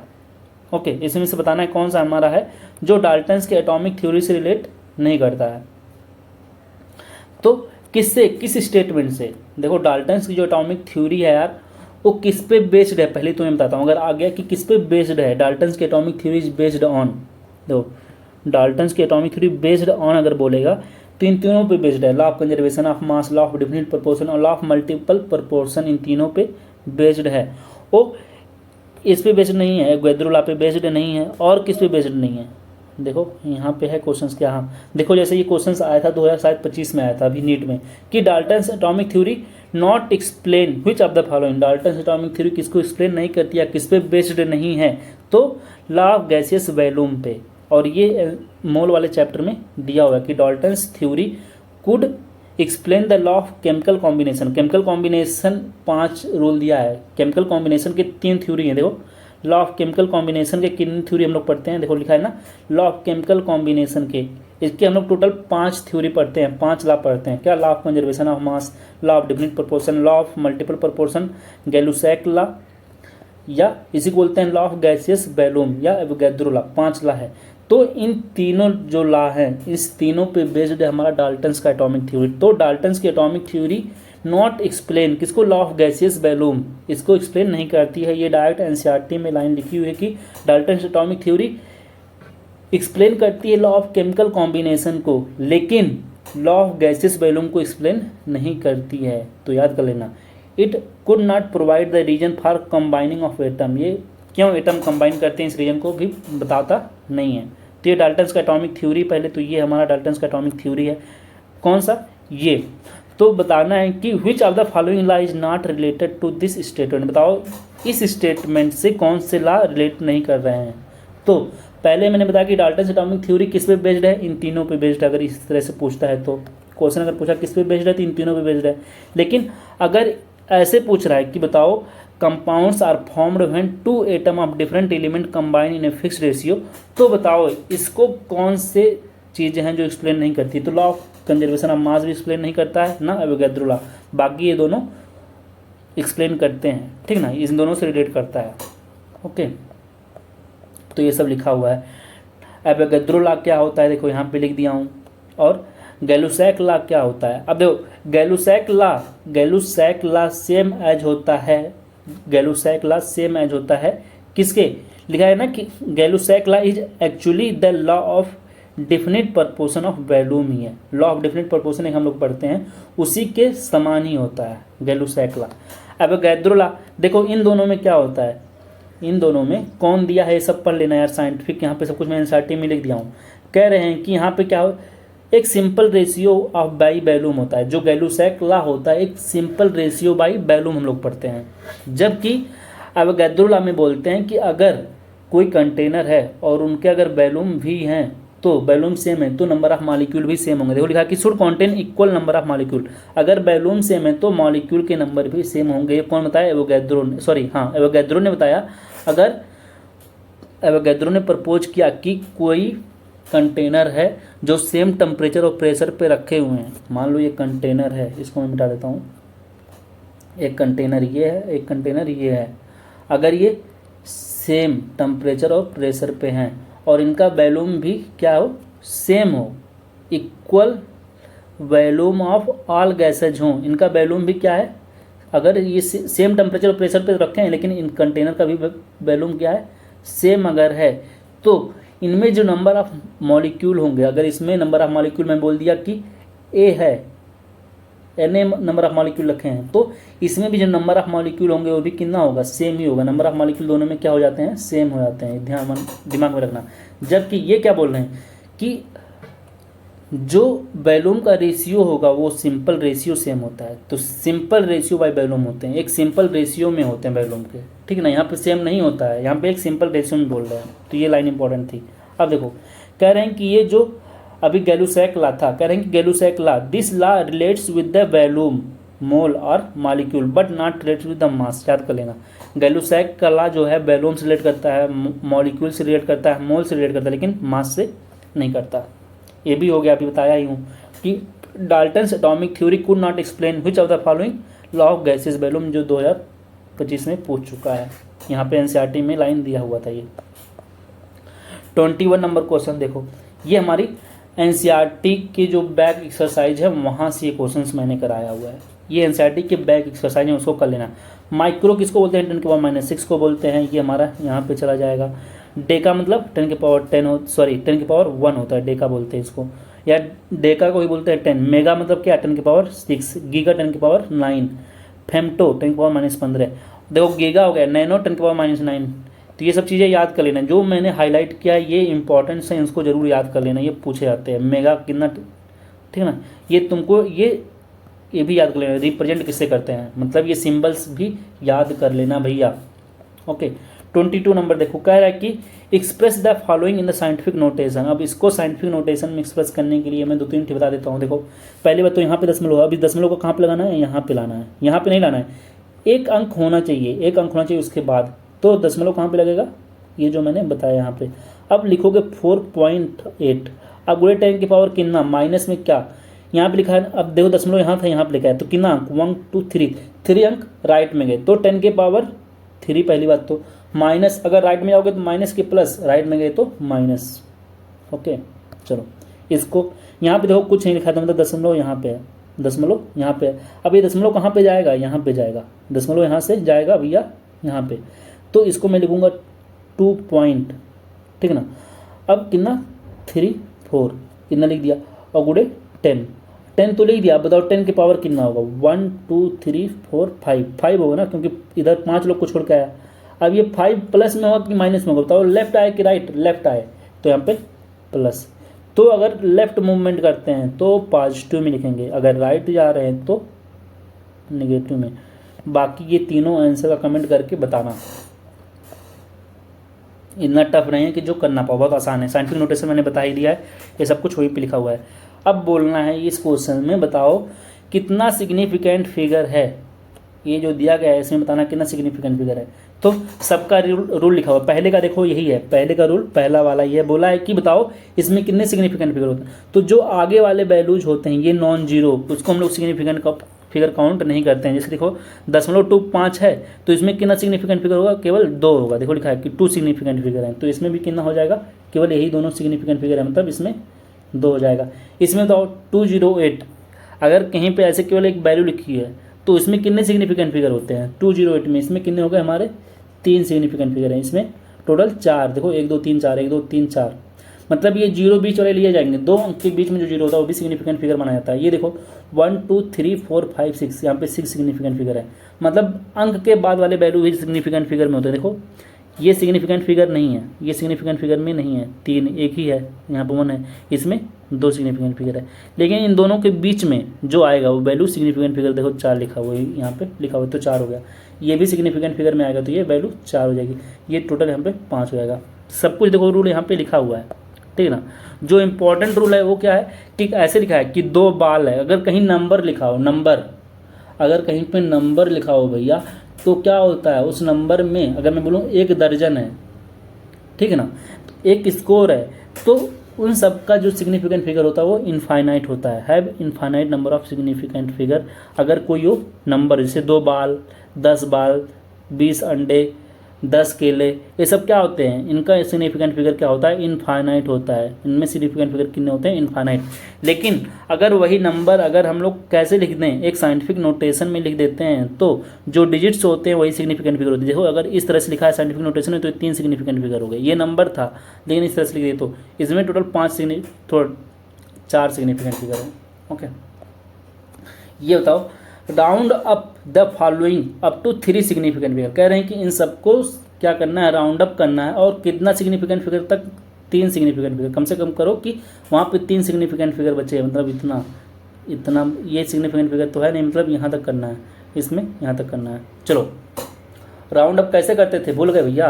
राउंड अप के 3 नियम और मैंने वहाँ पे बता ही दिया था इससे पहले वाले क्वेश्चन में। चलो करो, ये बताओ यहाँ तक करना है सिग्निफिकेंट फिगर को राउंड अप। तो ये बताओ 6 जो है 5 से ज़्यादा है कि नहीं है, तो इसको हटाओ, यहाँ पे 2 आ जाएगा। अब यहाँ पे 2 है, 2 बताओ 5 से कम है कि ज़्यादा है, 2 तो 5 से कम ही है, तो इसको ऐसे ही हटा दो, तो इतना ही वैल्यू लिख दो यहाँ पे। ये हमारा हो गया 3 4 2, यही हमारा आंसर हो गया। इसको चलो राउंड अप करो, ये 7 5 से ज़्यादा है तो ये वैल्यू यहाँ पे एक ऐड हो जाएगा। अब ये जो वैल्यू है हमारा 5 से कम है तो इसको हटा दो, ये भी 5 से कम है, भी हटा दो, तो इसको ऐसे लिख दो 10.4 हो गया। समझ में आया कुछ? इसका चलो टोटल कितना सिग्निफिकेंट फिगर होगा यहाँ पे, देखो यही तीनों सिग्निफिकेंट फिगर हैं, ये सिग्निफिकेंट फिगर नहीं है दोनों। तो 7 जो है हमारा 5 से ज़्यादा है तो इसमें एक ऐड करोगे तो 10 हो जाएगा, ठीक है ना। 10 होगा तो ये 6 हो जाएगा, तो लिखो देखो 4 6 और यहाँ पे 0 हो जाएगा। ये 3 सिग्निफिकेंट फिगर होगा, हमारा यही आंसर हो जाएगा। क्योंकि यहाँ पे 7 है, इसको हटाओगे तो एक ऐड होगा ना यहाँ पे, तो 9 में एक ऐड करोगे 10 होगा, 10 यहाँ पे 0 हो जाएगा, 5 में यहाँ करोगे 6, तो यही आंसर हो गया। इसको देखो यहाँ पे दशमलव है, ठीक है ना। अब इसको क्या करोगे, इसका राउंड ऑफ करोगे, इस वाले का 2808 का, भैया ये दशमलव यहाँ पे कर दो, चलो ठीक है यहाँ पे कर देते हैं दशमलव। पहले तो 2 लिखोगे 80.8 गुणे 10 की पावर पहले 1 लिख दो, ठीक है ना, 10 लिख दो। अब इसका राउंड ऑफ करो, ये 8 जो है इसको हटा दो, इसको 8 करोगे तो यहाँ पे 1 आ जाएगा, ठीक ना। 3 सिग्निफिकेंट फिगर में लिखना है तो यहाँ पे आ जाएगा क्या 281 आ जाएगा, यही हमारा हो गया सिग्निफिकेंट फिगर में 281। वैसे भी ये 5 था, 5 से ज़्यादा है तो यहाँ पे 1 आ जाएगा, ठीक ना। 3 सिग्निफिकेंट फिगर में लिखना था केवल, तो ये आंसर्स थे। ओके 25 नंबर का क्वेश्चन देखो, 25 नंबर क्वेश्चन क्या है, देखो यार अभी भी कितना क्वेश्चन है, लगभग कितना क्वेश्चन मैंने करा दिया 24 क्वेश्चन, तो अभी भी 20 क्वेश्चन हैं, 20 नहीं 19 क्वेश्चन है, ठीक है ना। 20 क्वेश्चन है, अभी 20 क्वेश्चन बचे हुए हैं, 20 क्वेश्चन अभी बचा हुआ है, और वीडियो लगभग हो गया है 2 आवर का अप्रॉक्स, 2 आवर का अप्रॉक्स मतलब 1.48 आवर का हो गया है। देखो तुमको अगर आ रहा है तो थोड़ा 2x पे करके देख लेना, ठीक है ना, जल्दी जल्दी करके कि हाँ क्या क्या कैसे होगा, लेकिन अच्छे से करके जाना। देखो यार मैं बहुत अच्छे से एक्सप्लेन कर रहा हूँ हर एक पॉइंट को एनसीईआरटी में, तुमको मतलब अगर एक बार तुम कहीं से पढ़े होगे ना तो तुमको फिर एनसीईआरटी जाके पढ़ना नहीं पड़ेगा। इसमें क्वेश्चंस भी मैं करा दे रहा हूँ, थ्योरी भी मैं सब कुछ करा दे रहा हूँ कवर, तो सब कुछ कवर हो रहा तुम्हारा, मतलब थ्योरी क्वेश्चन सब कुछ अच्छे से कवर हो जा रहा, पूरी एनसीईआरटी कवर हो रही तुम्हारी। एनसीईआरटी तो कवर ही हो रही है, पीवाईक्यू इंपॉर्टेंस कवर हो रहे हैं, एनसीईआरटी एग्जाम्पलर और मास्टर द एनसीईआरटी सब कुछ अच्छे से कवर हो जा रहा है। तो मैं चाह रहा हूँ कि ये वीडियो बस इसमें देखो फर्स्ट पार्ट, सेकंड पार्ट मैं दूसरे वीडियो में बना दूंगा, क्योंकि उसमें भी अभी कितने क्वेश्चंस है अप्रॉक्स 19 क्वेश्चंस अभी बचे हैं, क्योंकि टोटल 19 क्वेश्चंस अभी बचे हुए हैं, क्योंकि टोटल क्वेश्चन कितने हैं 43 क्वेश्चंस हैं, ठीक है ना। ये क्वेश्चंस एक बार देख लो, इसका जो पीडीएफ है मेरे टेलीग्राम चैनल पे मैं भेज दूंगा, बताया हूँ। 2 क्वेश्चंस जो इंपॉर्टेंट होंगे, जो बच्चे सोच रहे हैं फ्री में, तो उनके लिए मैं फ्री कर दिया हूँ, केवल 2 ही क्वेश्चंस आएगा उनके लिए, टोटल 400 क्वेश्चंस कराऊंगा केवल उनके लिए। बाकी जो बच्चे पेड में उनके लिए 1000 क्वेश्चंस है, और मेरी गारंटी है कि 120 मिनिमम तो स्कोर ही कर लेंगे पेड वाले। और यार जो फ्री में पढ़ना चाहते हैं भैया, अब मैं क्या करूँ यार, सब कुछ फ्री में कर नहीं सकता, तुम ही लोग देख रहे हो कितनी गर्मी में तुम्हारे लिए मेहनत कर रहा हूँ, थोड़ी मेरी मेहनत पे ही दया कर लो। सोचो मैं पूरे साल तुमको कराऊंगा, और अभी केवल 2 घंटे कराया हूँ, अभी वीडियो बनाया हूँ पूरा, ये 4-5 घंटे का पूरा वीडियो बनेगा शायद, 4-5 नहीं तो 2 घंटे 1.5 घंटा और लगेगा शायद, ठीक है। तो 4 घंटे का वीडियो बनाया हूँ, एडिट करूँगा तो बहुत टाइम लगता है यार। अगर मैं तुमसे 400 रुपये ले रहा हूँ तो तुमको लग रहा हो सकता है मैं बहुत ज़्यादा ले रहा हूँ, लेकिन सच में मानो जो मेहनत है यार तुम उसका 10% भी नहीं दे रहे होगे, मेरे मेहनत का 10% भी तुम नहीं दे रहे होगे, ठीक है ना। अगर तुमको लग रहा हो कि हाँ तो तुम लोग खुद कमेंट करके बताना। ओके बाकी सब चीज़ें देखो, सब ये क्वेश्चंस है, उसकी मैंने हर एक चीज़ कवर करा दी हूँ। एनसीईआरटी की जो मोस्ट इंपॉर्टेंट लाइंस हैं जो मुझे लगते हैं सब कुछ मैंने कवर कराया और अच्छे से प्रिंट किया, ये सब ट्रिक भी बताया हूँ, कैसे याद करोगे साइंटिफिक नाम, ये सब मैंने यहाँ पे बताया है, ठीक ना। नेक्स्ट वाले वीडियो में तुमको मिल जाएगा। ओके चलो बस यहीं तक था, बाकी जो बचा है इसका कल वीडियो बना के मैं डाल दूँगा, कल आ जाएगा। ओके जो फ्री वाले हैं उनको 2 वीडियो डेली मिलता रहेगा, कल से मिलेगा, आज से नहीं। ओके आज ये पहला वीडियो जो मोल है वो सबके लिए फ्री रहेगा, फर्स्ट और सेकंड वीडियो दोनों पार्ट सबके लिए फ्री है। बाकी उसके बाद वीडियो पेड रहेगा, केवल 2 क्वेश्चन डेली मिलेगा जो बच्चे फ्री चाहते हैं। ओके, चलो मिलते हैं यार, बाय दूसरे वीडियो में। Thank you.